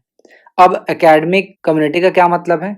इसमें 3 लोग आएंगे। पहले रिसर्चर, जैसे हम आप जो भी पीएचडी इंटरव्यू क्वालिफाई करके गए हैं, रिसर्चर हैं, स्कॉलर हैं। दूसरे गाइड या फिर सुपरवाइजर। तीसरे यूनिवर्सिटी। ध्यान रखिएगा कि गाइड हो, रिसर्चर हो, चाहे यूनिवर्सिटी हो, तीनों का अलग अलग यहाँ पे प्रोफाइल बनेगा। रिसर्चर का अलग प्रोफाइल होगा, गाइड का अलग प्रोफाइल होगा और यूनिवर्सिटी का अलग एक सेक्शन बना होगा। तो आप शोध चक्र को इस तरीके से याद कर सकते हो कि ये एक डिजिटल वर्क प्लेस है जहाँ पे जो भी रिसर्चर है वो अपना रिसर्च वर्क को कलेक्ट कर सकता है। जो भी आपने काम किया है उसे आप कलेक्ट कर सकते हो, स्टोर कर सकते हो, ऑर्गेनाइज कर सकते हो और साइट कर सकते हो। साइट का मतलब क्या है? Giving credit. अगर आपने अपने लिटरेरी वर्क में, चाहे रिसर्च पेपर हो, चाहे थीसिस हो, अगर आपने किसी का जो काम है वो यूज़ किया है, किसी का जो लिटरेरी वर्क है वो यूज़ कर लिया है, तो उसे आपको साइट करना पड़ता है, यानी क्रेडिट देना होता है कि ये जो लाइन मैंने इस रिसर्च पेपर में लिखी है, थीसिस में लिखी, ये मेरी नहीं है, ये किसी और ने कही है। साइट करने के लिए ये वेबसाइट आपको रेफरेंस मैनेजमेंट टूल भी प्रोवाइड करती है। रेफरेंस मैनेजमेंट टूल, या इसको सॉफ्टवेयर भी कह सकते हैं। शोध चक्र जो है उसने ज़ोटेरो, इससे इंटीग्रेटेड है। ये शोध चक्र में reference management tool already integrated है जो कि है ज़ोटेरो, ये आप ध्यान रखना। और शोध चक्र जो इनिशिएटिव है वो इनफ्लिबनेट और यूजीसी के दोनों के कोलैबोरेशन से हुआ है। यहाँ पे आपको इनफ्लिबनेट का मतलब पता होना चाहिए। इनफ्लिबनेट, इनफ्लिब का क्या मतलब है? INF का क्या मतलब है? इंफॉर्मेशन। लिब का मतलब क्या है? लाइब्रेरी। नेट का मतलब क्या है? नेटवर्क। ये फुल फॉर्म आपको पता होना चाहिए क्योंकि कई बार आपसे एग्जाम में फुल फॉर्म पूछ लिया जाता है। यानी इनफ्लिबनेट का पूरा नाम क्या है? Information library network. ठीक है, तो वापस से क्वेश्चन में आते हैं। क्वेश्चन में आपसे पूछा था कि रिजर्वायर ऑफ इंडियन सिनॉप्सिस। तो रिजर्वायर ऑफ इंडियन सिनॉप्सिस बोला जाता है शोध गंगोत्री को। शोध गंगा थीसिस के लिए है, शोध गंगोत्री सिनॉप्सिस के लिए है। शोध चक्र जो है वो एक रिसोर्स प्लेटफॉर्म है, या फिर आप बोल सकते हो कि डिजिटल वर्कप्लेस है फॉर एकेडमिक कम्युनिटी।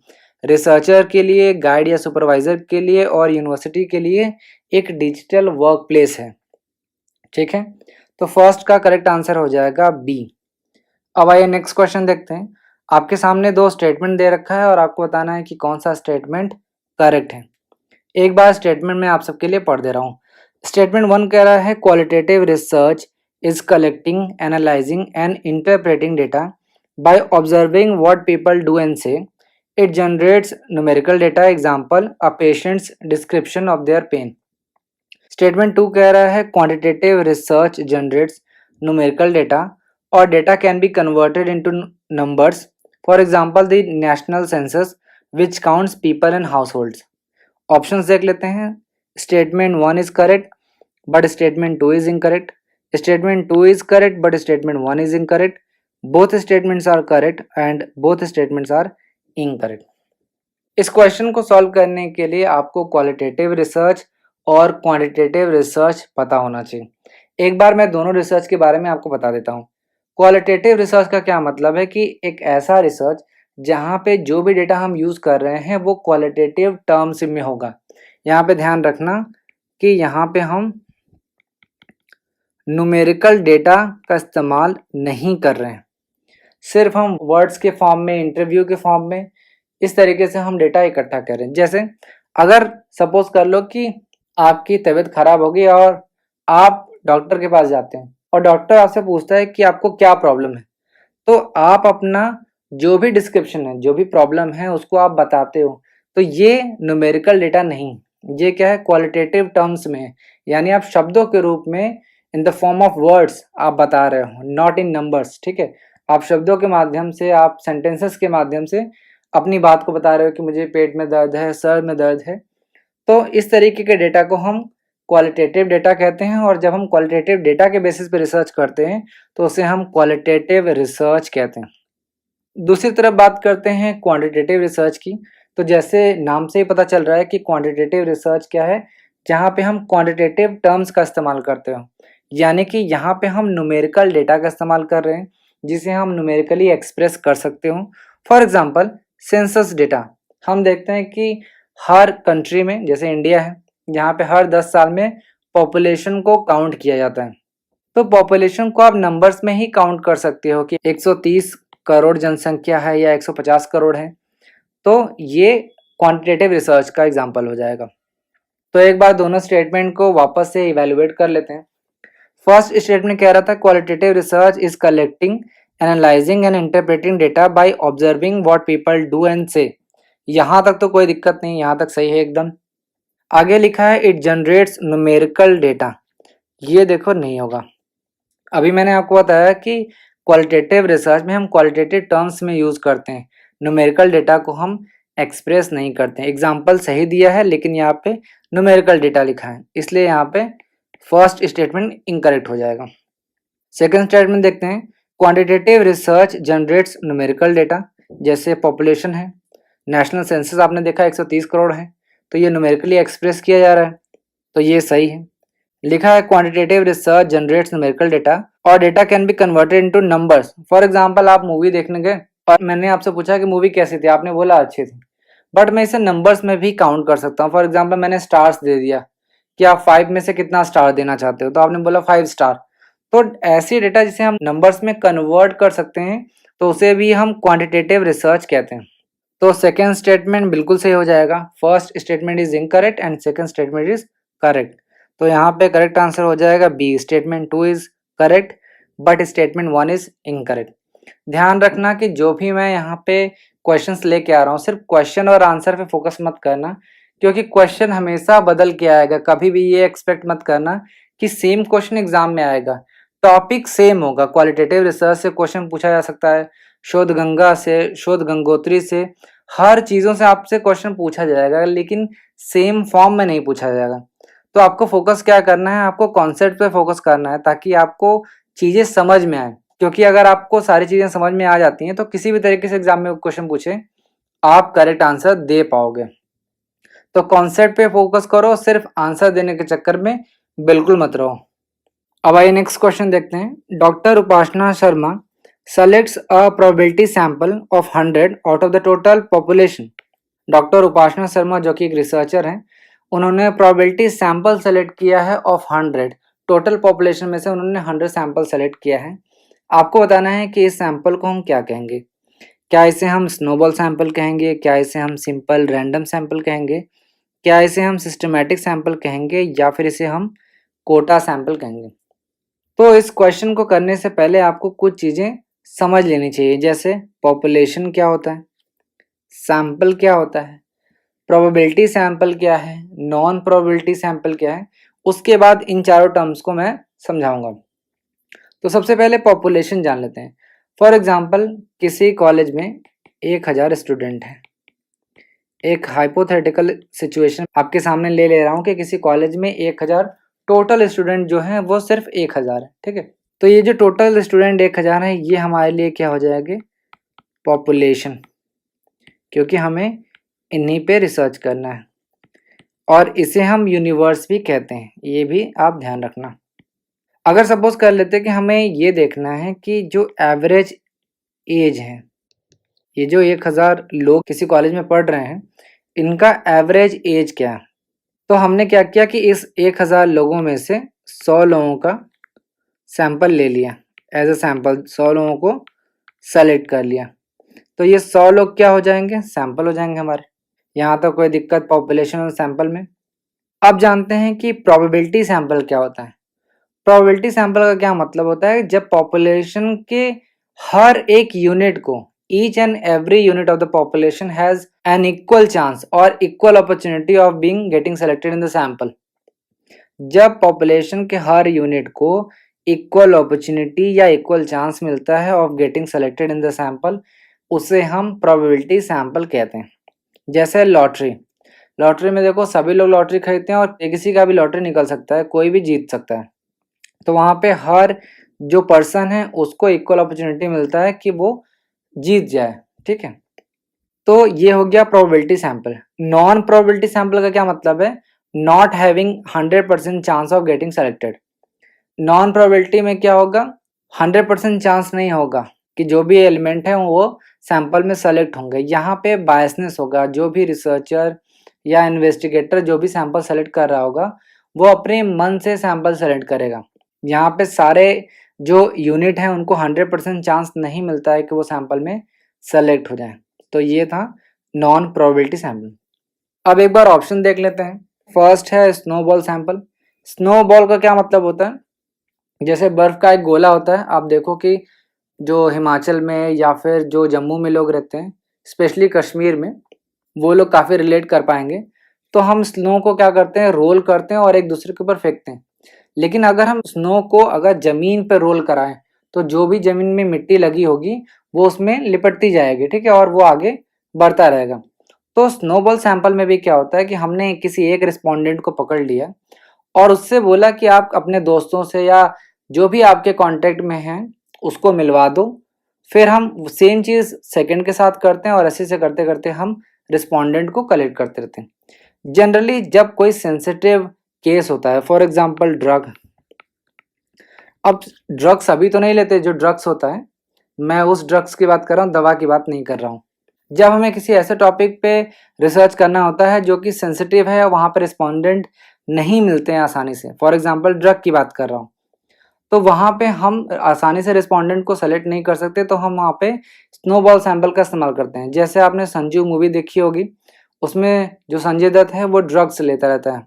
तो हम स्नोबॉल सैंपल में क्या करते हैं कि एक रिस्पोंडेंट को हम सेलेक्ट कर लेते हैं और उससे बोलते हैं कि आप किसी दूसरे रिस्पोंडेंट को मिलवा दूं, और वो इसी तरीके से तीसरे को मिलवाता है और इसी तरीके से हम सैंपल कलेक्ट करते रहते हैं। तो इसे हम स्नोबॉल सैंपल कहते हैं। यहाँ पे ध्यान रखना कि स्नोबॉल सैंपल को हम रेफरल सैंपल भी कहते हैं। ये सब सारी चीज़ें नोट करते रहना, क्योंकि एग्जाम में कभी भी नाम बदल के भी क्वेश्चन आपसे पूछा जा सकता है। तो उम्मीद है स्नोबॉल सैंपल क्लियर हो गया होगा। अब बात करते हैं सिंपल रैंडम सैंपल की। जब हमारा पॉपुलेशन होमोजीनस होता है, जैसे यहाँ पे सारे स्टूडेंट हैं तो सब सेम है, स्टूडेंट ही है, कोई भी स्टूडेंट आप ले लो। तो जब हमारा पॉपुलेशन होमोजीनस होता है और हम रैंडमली किसी भी सैंपल को सेलेक्ट कर लेते हैं तो उसे हम सिंपल रैंडम सैंपल कहते हैं। यहाँ पे ध्यान रखना कि स्नोबॉल जो सैंपल है वो नॉन प्रोबेबिलिटी सैंपल का एग्जाम्पल है, ये भी नोट कर लेना। और सिंपल रैंडम सैंपल जैसे नाम से ही पता चल रहा है ये प्रोबेबिलिटी सैंपल का एग्जाम्पल है। नेक्स्ट है सिस्टमैटिक सैंपल। सिस्टमैटिक सैंपल एक प्रोबेबिलिटी सैंपल का एग्जाम्पल है। यहाँ पे हम क्या करते हैं कि एक इक्वल इंटरवल फिक्स कर लेते हैं या फिर एक सिस्टम बना लेते हैं। जैसे अगर मैंने कहा कि every fifth student will be selected in the sample, अगर हमने एक नियम बना लिया, एक सिस्टम बना लिया कि हर पांचवा स्टूडेंट जो है वो हमारे सैंपल में आ जाएगा, सेलेक्ट हो जाएगा।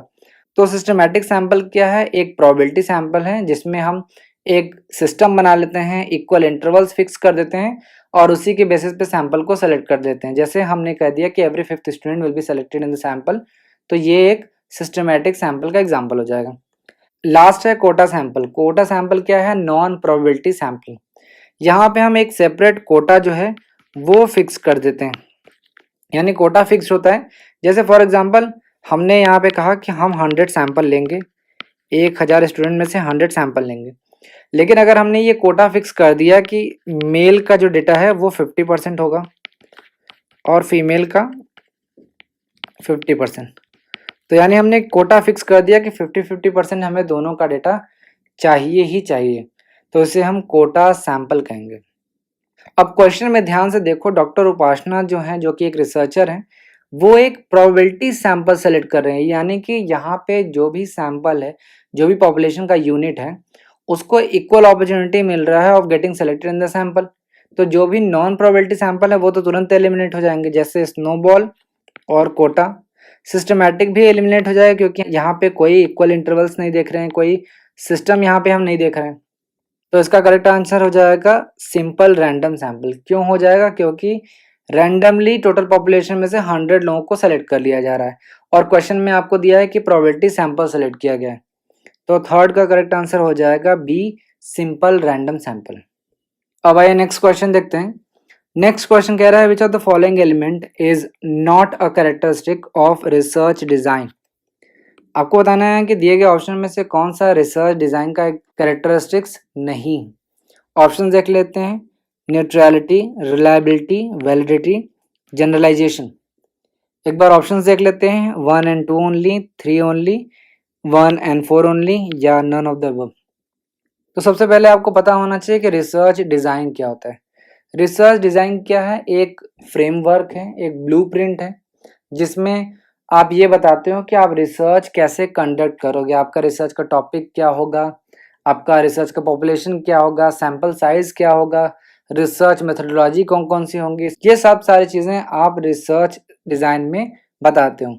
तो बेसिकली रिसर्च डिज़ाइन क्या है? एक प्लान, स्ट्रक्चर एंड स्ट्रैटेजी है ऑफ इन्वेस्टिगेशन। किस तरीके से आप रिसर्च करोगे, इसका एक प्लान और स्ट्रक्चर और सारी चीज़ों का एक स्ट्रैटेजी है कि किस तरीके से आप रिसर्च को कंडक्ट करोगे। अब रिसर्च डिज़ाइन की कुछ कैरेक्टरिस्टिक्स हैं जो आपको जानना ज़रूरी है। जैसे फर्स्ट है न्यूट्रलिटी। न्यूट्रलिटी का क्या मतलब है? Being neutral. न्यूट्रल का क्या मतलब है कि आप किसी भी एक साइड नहीं झुक रहे हो, आप न्यूट्रल हो, यानी free from bias. Free from bias. अब क्या होगा फ्री फ्रॉम बायस? जो भी आपका रिजल्ट है वो फ्री फ्रॉम बायस होना चाहिए, न्यूट्रल होना चाहिए, यानी result should be free from bias and neutral. ठीक है। नेक्स्ट है रिलायबिलिटी। रिलायबिलिटी का क्या मतलब है कि similar result to be calculated every time. जितनी बार भी आप कैलकुलेट करो, आपका जो रिजल्ट है वो सेम आना चाहिए। सपोज करो कि किसी का ब्लड ग्रुप टेस्ट करना है, जैसे मेरा क्या है, बी पॉजिटिव। तो अगर आपने एक बार मेरा ब्लड ग्रुप टेस्ट किया और बी पॉजिटिव आया और दूसरी बार टेस्ट किया तो ए पॉजिटिव आ गया, तो इसे हम रिलायबिलिटी नहीं कहेंगे कि ये जो रिजल्ट है वो रिलायबल नहीं। रिलायबिलिटी का क्या मतलब है कि सिमिलर रिजल्ट आना चाहिए जब भी आप कैलकुलेट करो, every time result should be similar. दूसरी बार भी आप टेस्ट करो तो ये बी पॉजिटिव ही आना चाहिए। नेक्स्ट है वैलिडिटी। वैलिडिटी का क्या मतलब है? वैलिड या साउंड होना चाहिए। जो भी ऑब्जेक्टिव आप लेके चल रहे हो रिसर्च का, आप उसी को टेस्ट करो, आपका जो रिजल्ट है वही आना चाहिए। ऐसा नहीं कि आप इंटेलिजेंस टेस्ट करने गए और आपने पर्सनालिटी टेस्ट कर लिया, या आपने पर्सनालिटी टेस्ट करना चाहते थे, आपने मोटिवेशन टेस्ट कर लिया। तो वैलिडिटी का क्या मतलब है? Gauging result according to the objective of the research and nothing else. जिस चीज को आप मेजर करना चाहते थे, आप सिर्फ उसी को मेजर करो, तभी ये बोला जाएगा कि ये जो आपका रिजल्ट है वो वैलिड है। नेक्स्ट है जनरलाइजेशन। जनरलाइजेशन का क्या मतलब है कि जो भी आपने आउटकम निकाला है, इसको लार्ज पॉपुलेशन पे अप्लाई कर सकें। फॉर एग्जाम्पल, आपने वैक्सीन का एग्जाम्पल देखा होगा, कोविड का। पहले 100 लोगों पे किया गया होगा, फिर 1000 लोगों पे किया गया, फिर अब लार्ज पॉपुलेशन पे किया गया। क्योंकि अगर आपका जो भी आउटकम है वो लार्ज ऑडियंस पे अगर उसको एप्लीकेबल नहीं किया गया, तो उस आउटकम को कोई मतलब नहीं। तो यहाँ पे ध्यान रखना है कि जनरलाइजेशन का क्या मतलब है, outcome should be applicable to a large population. ठीक है, तो ये जो चारों ऑप्शन है, neutrality, reliability, validity and generalisation, ये सारे कैरेक्टरिस्टिक्स हैं ऑफ रिसर्च डिज़ाइन। तो यहाँ पे करेक्ट आंसर हो जाएगा डी, क्योंकि ये चारों जो हैं वो कैरेक्टरिस्टिक्स हैं। पूछा है क्वेश्चन में इनमें से कौन सा कैरेक्टरिस्टिक्स नहीं है, सभी हैं। तो करेक्ट आंसर हो जाएगा D, none of the above. अब आइए आज का लास्ट क्वेश्चन देखते हैं। Which of the following is are consequences of plagiarism. आपको बताना है कि इनमें से कौन सा प्लेगरिज्म के कॉन्सिक्वेंसेज है, यानी कि प्लेगरिज्म के कौन कौन से परिणाम हो सकते हैं अगर आपने एक बार प्लेगरिज्म किया तो। ऑप्शन मैं आप सबके लिए पढ़ दे रहा हूँ। Destroyed student reputation, legal consequences, monetary consequences, destroyed academic reputation. एक बार ऑप्शन देख लेते हैं।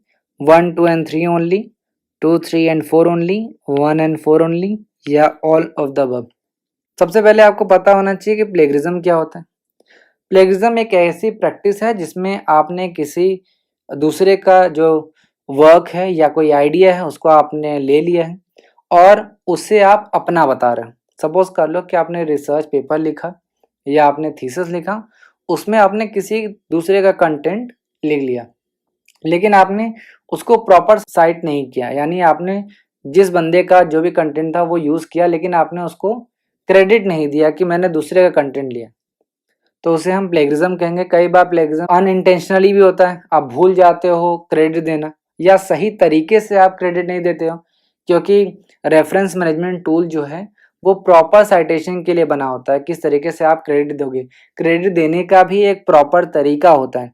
तो अगर आप प्रॉपर तरीके से क्रेडिट नहीं देते हो तो भी वो प्लेगरिज्म की कैटेगरी में आ जाता है। अब सपोज कर लो कि आपने प्लेगरिज्म कर लिया, आपने किसी का कंटेंट यूज़ कर लिया अपने रिसर्च पेपर में या थीसिस में, लेकिन आपने उसको क्रेडिट नहीं दिया। अब उसके परिणाम क्या होंगे, क्या हो सकता है उससे। फर्स्ट है डिस्ट्रॉयड स्टूडेंट रेपुटेशन। जाहिर सी बात है कि स्टूडेंट का जो रेपुटेशन होगा वो खराब हो जाएगा। क्यों खराब होगा, क्योंकि आपने प्रॉपर तरीके से साइटेशन नहीं किया है, आपने प्रॉपर क्रेडिट नहीं दिया है, तो हो सकता है कि आपको सस्पेंड कर दिया जाए, हो सकता है आपको सस्पेंड कर दिया जाए कॉलेज से या एक्सपेल्ड कर दिया जाए। तो डिस्ट्रॉयड स्टूडेंट रेपुटेशन ये एक परिणाम हो सकता है। नेक्स्ट है लीगल कॉन्सिक्वेंसेस। अब देखो ये बहुत इंपॉर्टेंट है, क्वाइट सीरियस है, ये काफ़ी सीरियस परिणाम हो सकता है प्लेगरिज्म का, कि लीगल कॉन्सिक्वेंसेस। इसका मतलब क्या है कि सपोज कर लो कि कई बार आपने देखा होगा कॉपीराइट लॉज होते हैं,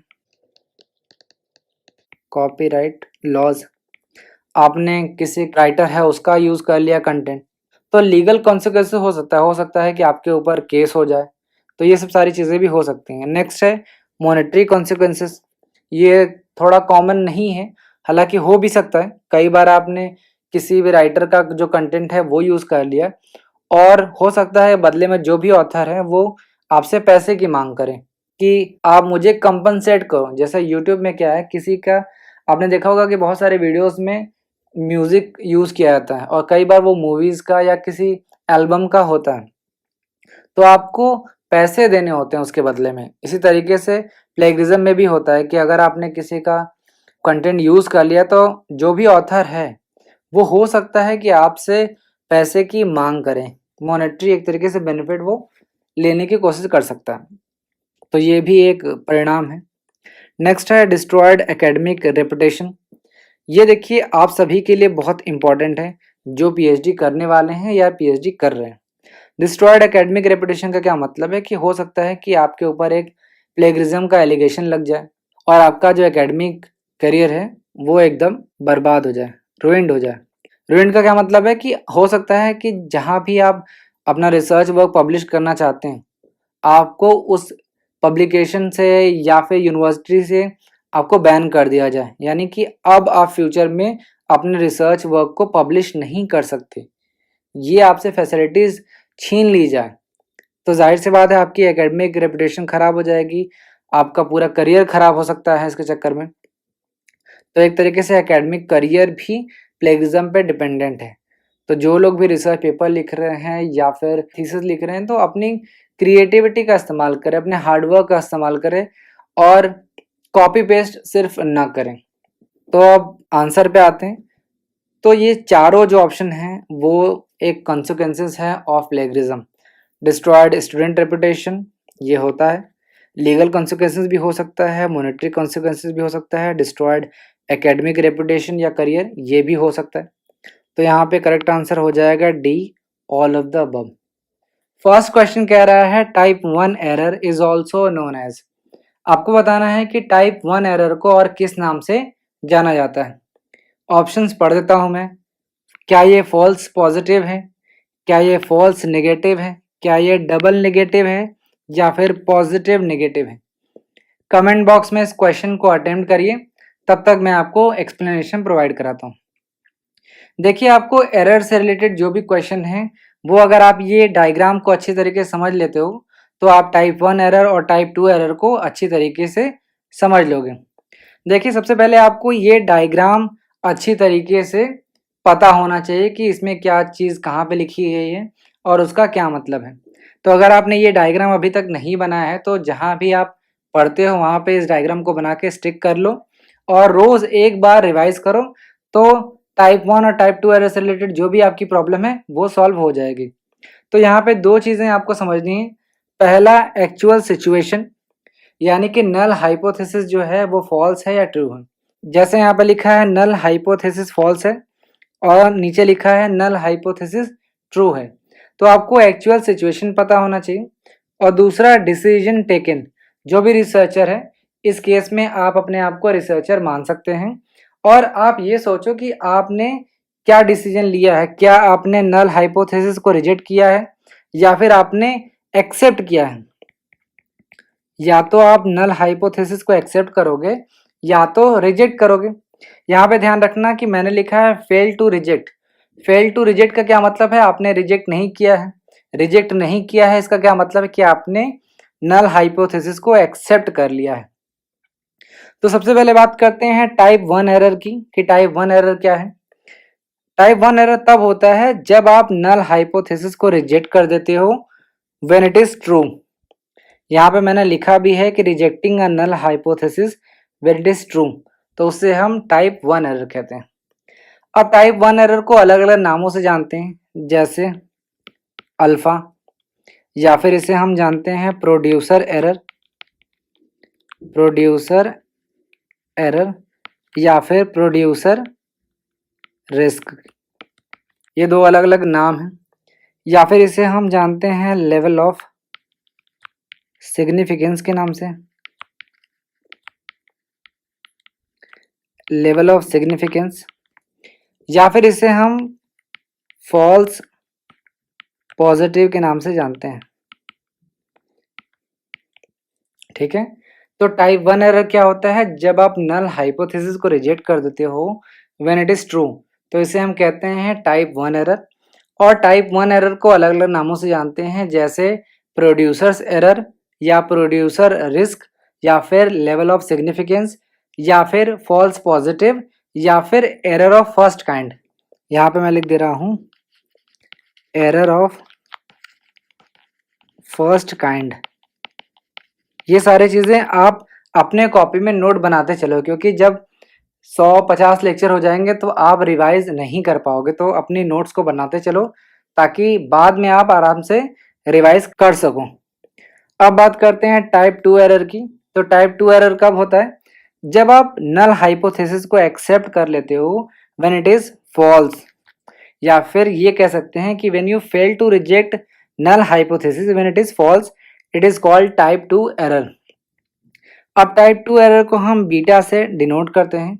इसे हम consumer risk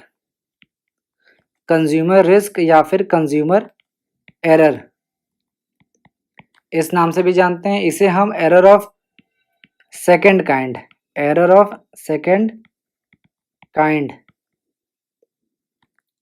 error of second kind कहते हैं, या फिर इसे हम कहते हैं फॉल्स नेगेटिव। अब यहाँ पे ध्यान रखना कि कैसे आपको पता चलेगा कि फॉल्स नेगेटिव क्या है और फॉल्स पॉजिटिव क्या है।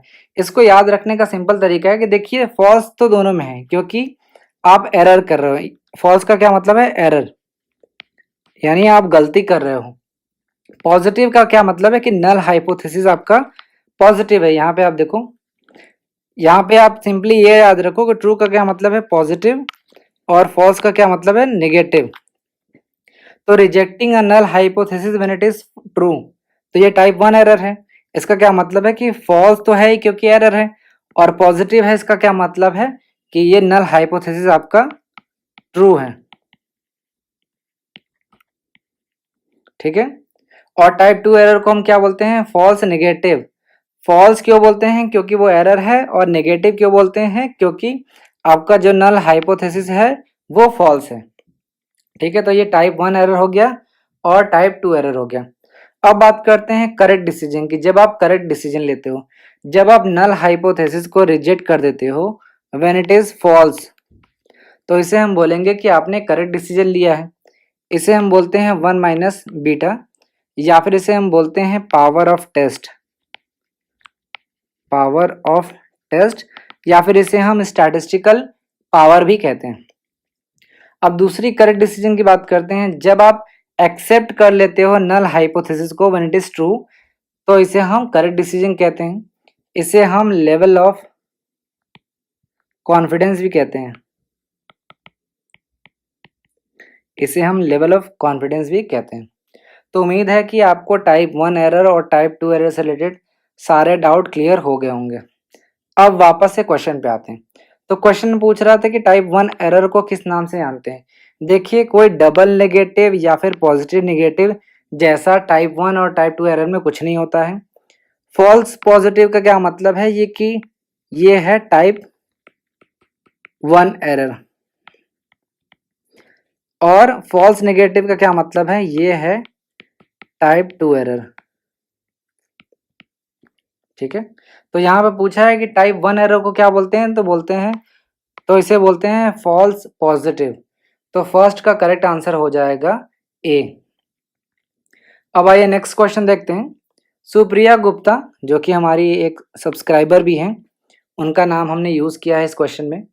Supriya Gupta, researcher from India, says that she can measure height of a person directly in various ways, but she can't directly measure the personality. Question में कह रहा है कि सुप्रिया गुप्ता, जो कि एक रिसर्चर है इंडिया से, वो किसी पर्सन की हाइट को डायरेक्टली मेजर कर सकती हैं वेरियस वेज के थ्रू, अलग अलग तरीके से, जैसे फीट में, इंचेस में। ठीक है, अलग अलग तरीके हैं जिसके थ्रू वो मेजर कर सकती हैं हाइट किसी पर्सन की। लेकिन आगे क्वेश्चन में कह रहा है कि वो किसी पर्सन की पर्सनैलिटी को डायरेक्टली मेजर नहीं कर सकती। Here she referring to which of the following variables. आपको बताना है कि यहाँ पे किस वेरिएबल के बारे में बात हो रही है। एक बार मैं ऑप्शन आप सभी के लिए पढ़ देता हूँ। डिपेंडेंट वेरिएबल, इंडिपेंडेंट वेरिएबल, या लेटेंट वेरिएबल, या फिर इंटरवेनिंग वेरिएबल्स। तो सारे टर्म्स के बारे में आपको पता होना चाहिए। डिपेंडेंट वेरिएबल क्या है, जिसकी वैल्यू हमें पता ना हो, अननोन। यानी डिपेंडेंट वेरिएबल वो वेरिएबल है जिसकी वैल्यू हमें पता नहीं है, तो हम क्या करते हैं, उसकी वैल्यू फाइंड करते हैं। टू फाइंड से आप याद कर सकते हैं। The variable which is predicted, जिसे हम प्रिडिक्ट करने वाले हैं, हमें पता नहीं है तभी तो हम प्रिडिक्ट कर रहे हैं, इज कॉल्ड डिपेंडेंट वेरिएबल। इसे हम बोलते हैं एक्सप्लेन्ड। ये वेरिएबल एक्सप्लेन करता है। ठीक है, नेक्स्ट बात करते हैं इंडिपेंडेंट वेरिएबल की। इंडिपेंडेंट वेरिएबल की जो वैल्यू होती है वो हमें नोन होती है, पता होता है। ठीक है, तो यहाँ पे दो तीन चीज आप ध्यान रखिएगा कि इंडिपेंडेंट वेरिएबल वो वेरिएबल है जिसकी वैल्यू हमें या तो नोन है। फर्स्ट पॉइंट ये है कि या तो आपको जो वेरिएबल है उसकी वैल्यू पता है, या फिर ये वैल्यू जो है वो इन्फ्लुएंस करती है, ये इन्फ्लुएंस करती है यानी प्रभावित करती है या चेंज करने में हमें मदद करती है, या फिर इसका इस्तेमाल हम करते हैं प्रिडिक्शन के लिए। यहाँ पे मैं लिख दे रहा हूँ यूज्ड फॉर प्रिडिक्शन पर्पस। ठीक है, तो इसे हम इंडिपेंडेंट वेरिएबल कहते हैं। इसे हम एक्सप्लेनेटर भी कहते हैं, इसे हम एक्सप्लेनेटर कहते हैं। एक एग्जाम्पल देख लेते हैं ताकि डिपेंडेंट वेरिएबल और इंडिपेंडेंट वेरिएबल क्लियर हो जाए। फॉर एग्जाम्पल, अगर हमें किसी पर्सन की सैलरी पता करना है तो वो बहुत सारे जो वेरिएबल्स हैं उन पे डिपेंडेंट होगा। जैसे आपकी एजुकेशन क्या है, आपने कौन सी एजुकेशन कर रखी है, आपके पास कौन कौन सा स्किल्स हैं, आपके पास कितना एक्सपीरियंस है, ये सारी चीज़ें होंगी। तो यहाँ पे हमें सैलरी पता करनी है, यानी सैलरी की जो वैल्यू है वो अननोन है, तो सैलरी क्या हो जाएगा, dependent variable. Education, skill, experience, ये क्या हो जाएगा, इंडिपेंडेंट वेरिएबल। देखिए सैलरी डिपेंडेंट वेरिएबल क्यों है, क्योंकि सैलरी डिपेंडेंट है एजुकेशन पे, स्किल पे और एक्सपीरियंस पे। तभी तो आपको पता चलेगा कि आपकी सैलरी कितनी है। अगर आप 12th पास हो तो आपकी सैलरी दूसरी होगी, अगर आप पीएचडी होगे तो आपकी सैलरी दूसरी होगी। ठीक है, इसी तरीके से स्किल भी है। तो ये था डिपेंडेंट और इंडिपेंडेंट वेरिएबल। अब जल्दी से बात कर लेते हैं लेटेंट वेरिएबल की। देखिए लेटेंट वेरिएबल वो वेरिएबल है जिसको हम डायरेक्टली मेजर नहीं कर सकते, कांट बी मेजर्ड डायरेक्टली। ये डायरेक्टली वर्ड जो है वो इंपॉर्टेंट है। लेटेंट वेरिएबल क्या है, वो वेरिएबल है जिसे हम डायरेक्टली मेजर नहीं कर सकते। जैसे मोटिवेशन, आप मोटिवेशन को डायरेक्टली मेजर नहीं कर सकते। इसके अलावा मोरल हो गया, या फिर पर्सनालिटी हो गया, या फिर आप हैप्पीनेस ले सकते हो। ठीक है, एक्सेट्रा, ये सब सारी चीज़ें हैं जिनको आप डायरेक्टली मेजर नहीं कर सकते, तो उसे हम लेटेंट वेरिएबल कहते हैं। यहाँ पे एक चीज़ ध्यान रखना कि डायरेक्टली मेजर करने का क्या मतलब है। जैसे हाइट है तो आप इंचेस में तुरंत मेजर कर सकते हैं, सेंटीमीटर में मेजर कर सकते हैं, लेकिन मोटिवेशन, मोरल, पर्सनैलिटी या फिर हैप्पीनेस को आप डायरेक्टली मेजर नहीं कर सकते हैं, तो इसे हम लेटेंट वेरिएबल कहते हैं। लास्ट बात करते हैं इंटरवेनिंग वेरिएबल की। इंटरवेनिंग का क्या मतलब है कि ये मीडिएटर है, इंटरवेन कर रहा है, यानी किसी दो वेरिएबल्स के बीच में आता है। तो इंटरवेनिंग वेरिएबल का इस्तेमाल हम करते हैं जब दूसरे वेरिएबल्स के बीच में हमें एक कॉजल लिंक बताना होता है। जब हमें कॉजल लिंक्स को एक्सप्लेन करना होता है तभी तो ये बीच में आएगा। दो दूसरे वेरिएबल्स के बीच में जब हमें कॉजल लिंक एक्सप्लेन करना होता है, ठीक है, कॉजल लिंक जो है उसको एक्सप्लेन करना होता है, तो वहां पे जो वेरिएबल यूज होता है उसे हम इंटरवेनिंग वेरिएबल कहते हैं। फॉर एग्जाम्पल, हमने ये देखा कि जो पर्सन गरीब है उसकी जो लाइफ स्पैन है वो शॉर्टर है।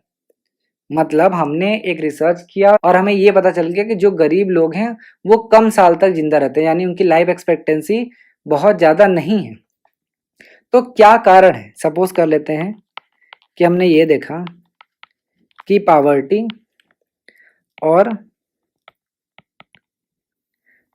शॉर्टर लॉन्गेविटी, ये आपस में दो वेरिएबल, इन दोनों के बीच में रिलेशनशिप हमने देखा, लेकिन इसके बीच में लिंक क्या है, ऐसा क्यों होता है कि जो गरीब लोग हैं वो कम साल तक जिंदा है। अगर मान लीजिए मैंने ये रिसर्च से पाया कि lack of access to health care, ठीक है, कि उनको हेल्थ केयर की फैसिलिटीज नहीं मिलती है जिसके वजह से वो कम साल तक जिंदा रहते हैं, यानी उनको अच्छी हेल्थ फैसिलिटीज नहीं मिलती है जिसकी वजह से उनकी डेथ हो जाती है। तो यहाँ पे lack of access health care जो है वो आपका इंटरवेनिंग वेरिएबल हो जाएगा। इंटरवेनिंग वेरिएबल हो गया। पावर्टी क्या है, ये आपका इंडिपेंडेंट वेरिएबल है, और शॉर्टर लॉन्गेटिविटी जो है वो डिपेंडेंट वेरिएबल है। ठीक है, तो क्वेश्चन पे वापस आते हैं। क्वेश्चन में पूछा गया था कि सुप्रिया जो कि ये कहती हैं कि वो किसी पर्सन की हाइट को डायरेक्टली मेजर कर सकती हैं, लेकिन किसी के पर्सनालिटी को वो डायरेक्टली मेजर नहीं कर सकती। तो ये बात कर रही हैं लेटेंट वेरिएबल की। ठीक है, तो सेकंड का करेक्ट आंसर हो जाएगा सी। अब आइए नेक्स्ट क्वेश्चन देखते हैं। Which of the following statement is correct about spurious correlation. आपके सामने 4 स्टेटमेंट दे रखा है और आपसे कह रहा है कि आपको एक करेक्ट स्टेटमेंट आइडेंटिफाई करना है about spurious correlation. Spurious correlation से रिलेटेड आपको करेक्ट स्टेटमेंट आइडेंटिफाई करना है। मैं चारों स्टेटमेंट आप सबके लिए पढ़ दे रहा हूँ। फर्स्ट है a negative correlation between two variables, second है a low correlation between two variables, third है a bad relationship between two variables, और फोर्थ और लास्ट है correlation between two variables having no causal relation. तो सबसे पहले आपको ये पता होना चाहिए कि स्प्यूरियस कोरिलेशन क्या होता है।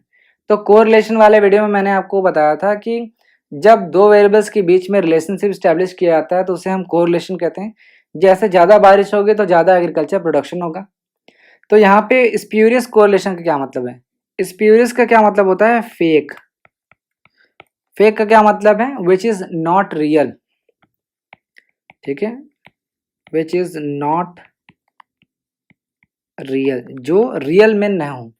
तो स्प्यूरियस कोरिलेशन का क्या मतलब है कि जब हम दो वेरिएबल्स के बीच में रिलेशनशिप स्टैब्लिश करते हैं और वो रियल रिलेशनशिप नहीं है, यानी उसे हम गलत तरीके से, किसी भी तरीके से हम कॉज और इफेक्ट रिलेशनशिप स्टैब्लिश कर देते हैं, लेकिन एक्चुअल में वो रिलेशन नहीं होता, यानी रियल रिलेशनशिप नहीं होता।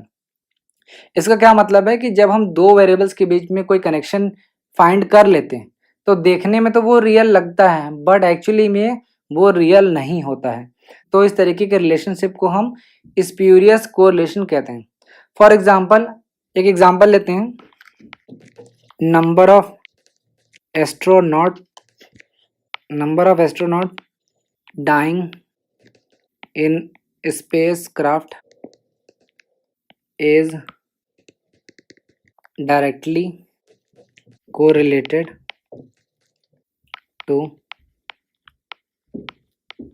seat belt use in cars। ठीक है, तो किसी रिसर्चर ने दो वेरिएबल्स के बीच में रिलेशनशिप ये निकाला कि जो एस्ट्रोनॉट्स की स्पेस क्राफ्ट में डेथ होती है उनका डायरेक्टली रिलेटेड है जो कार में सीट बेल्ट यूज किया जाता है उससे। तो आप यहाँ पे देख रहे हो कि हो सकता है कि आपको ये जो कनेक्शन है, दो वेरिएबल्स के बीच में जो कनेक्शन है या रिलेशनशिप है, वो आपको देखने में तो सही लगे, but actually it is not true. ठीक है, एक्चुअली ये ट्रू नहीं है, तो इसे हम स्प्यूरियस कोरिलेशन कहते हैं। तो यहाँ पे जो रिलेशनशिप है वो रियल नहीं है। तो एक बार ऑप्शन में आते हैं। पहला negative correlation between two variables, ये नहीं होगा। अ low correlation between two variables, ये भी नहीं होगा। अ बैड रिलेशनशिप बिटवीन, ये भी नहीं होगा। नेक्स्ट है correlation between two variables have no causal relationship.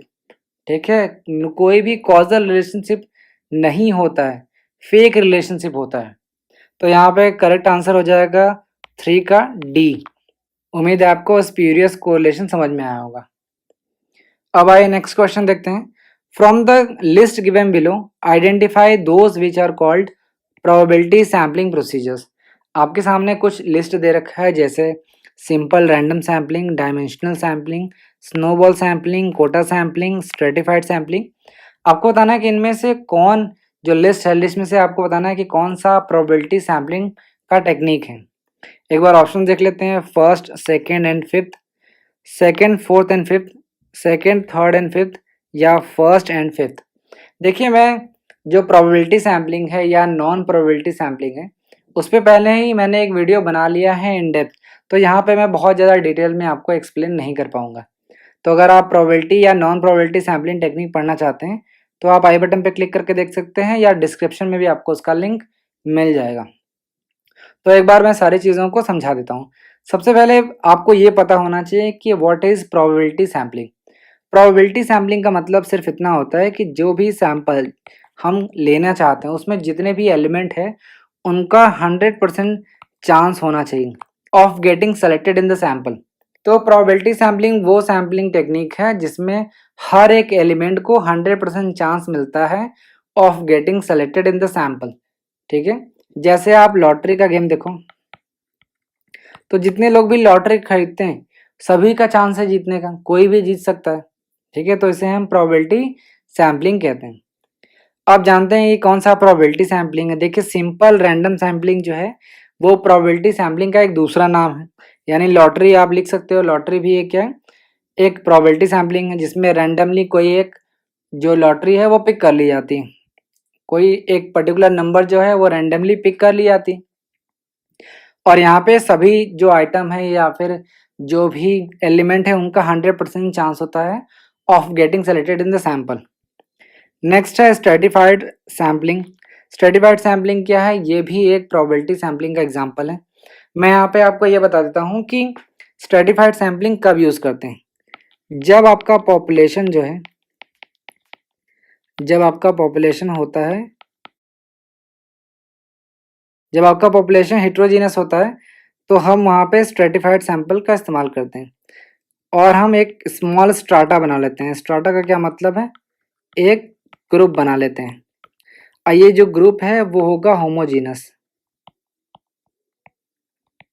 Homogeneous group बना लेते हैं और रैंडमली कोई भी सैंपल सेलेक्ट कर लेते हैं, तो इसे हम स्ट्रेटिफाइड सैम्पलिंग टेक्निक कहते हैं। नेक्स्ट बात करते हैं स्नोबॉल सैम्पलिंग की। तो ये एक नॉन प्रोबेबिलिटी सैम्पलिंग है।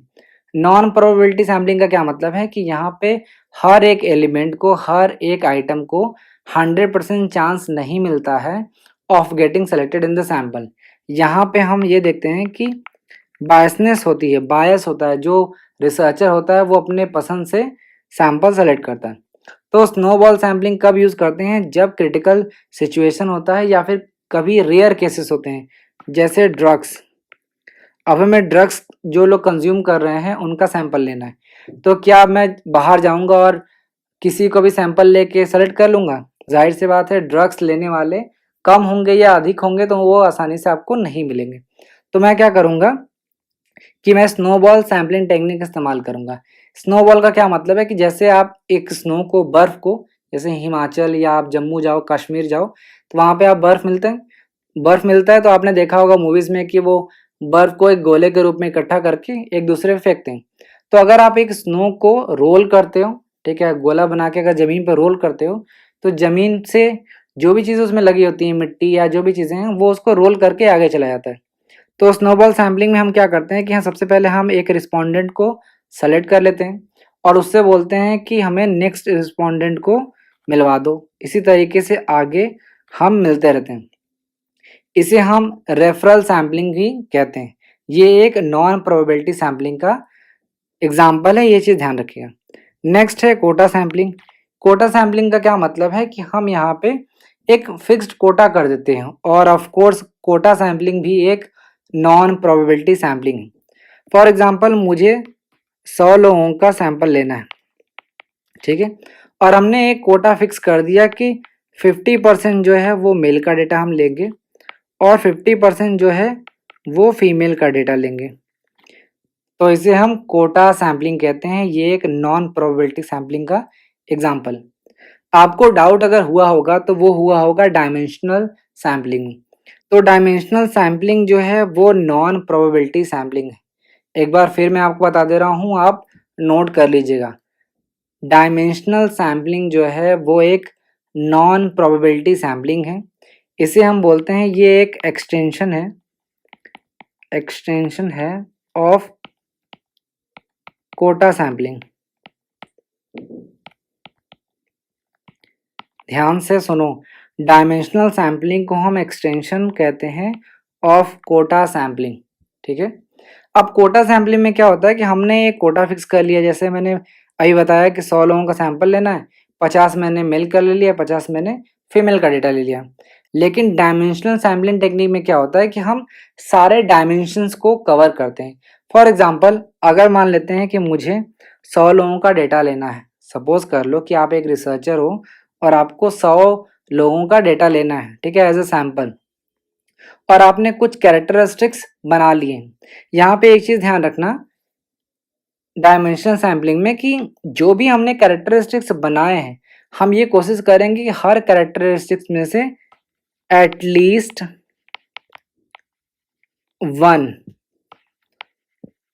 One person. ध्यान रखना कि डायमेंशनल सैम्पलिंग में रिसर्चर हमेशा ये इंश्योर करता है कि जो भी कैरेक्टरिस्टिक्स उसने चूज किया है उसमें से at least one person should be selected in the study, ठीक है, ताकि रिप्रेजेंटेशन हर कैरेक्टरिस्टिक्स का हो।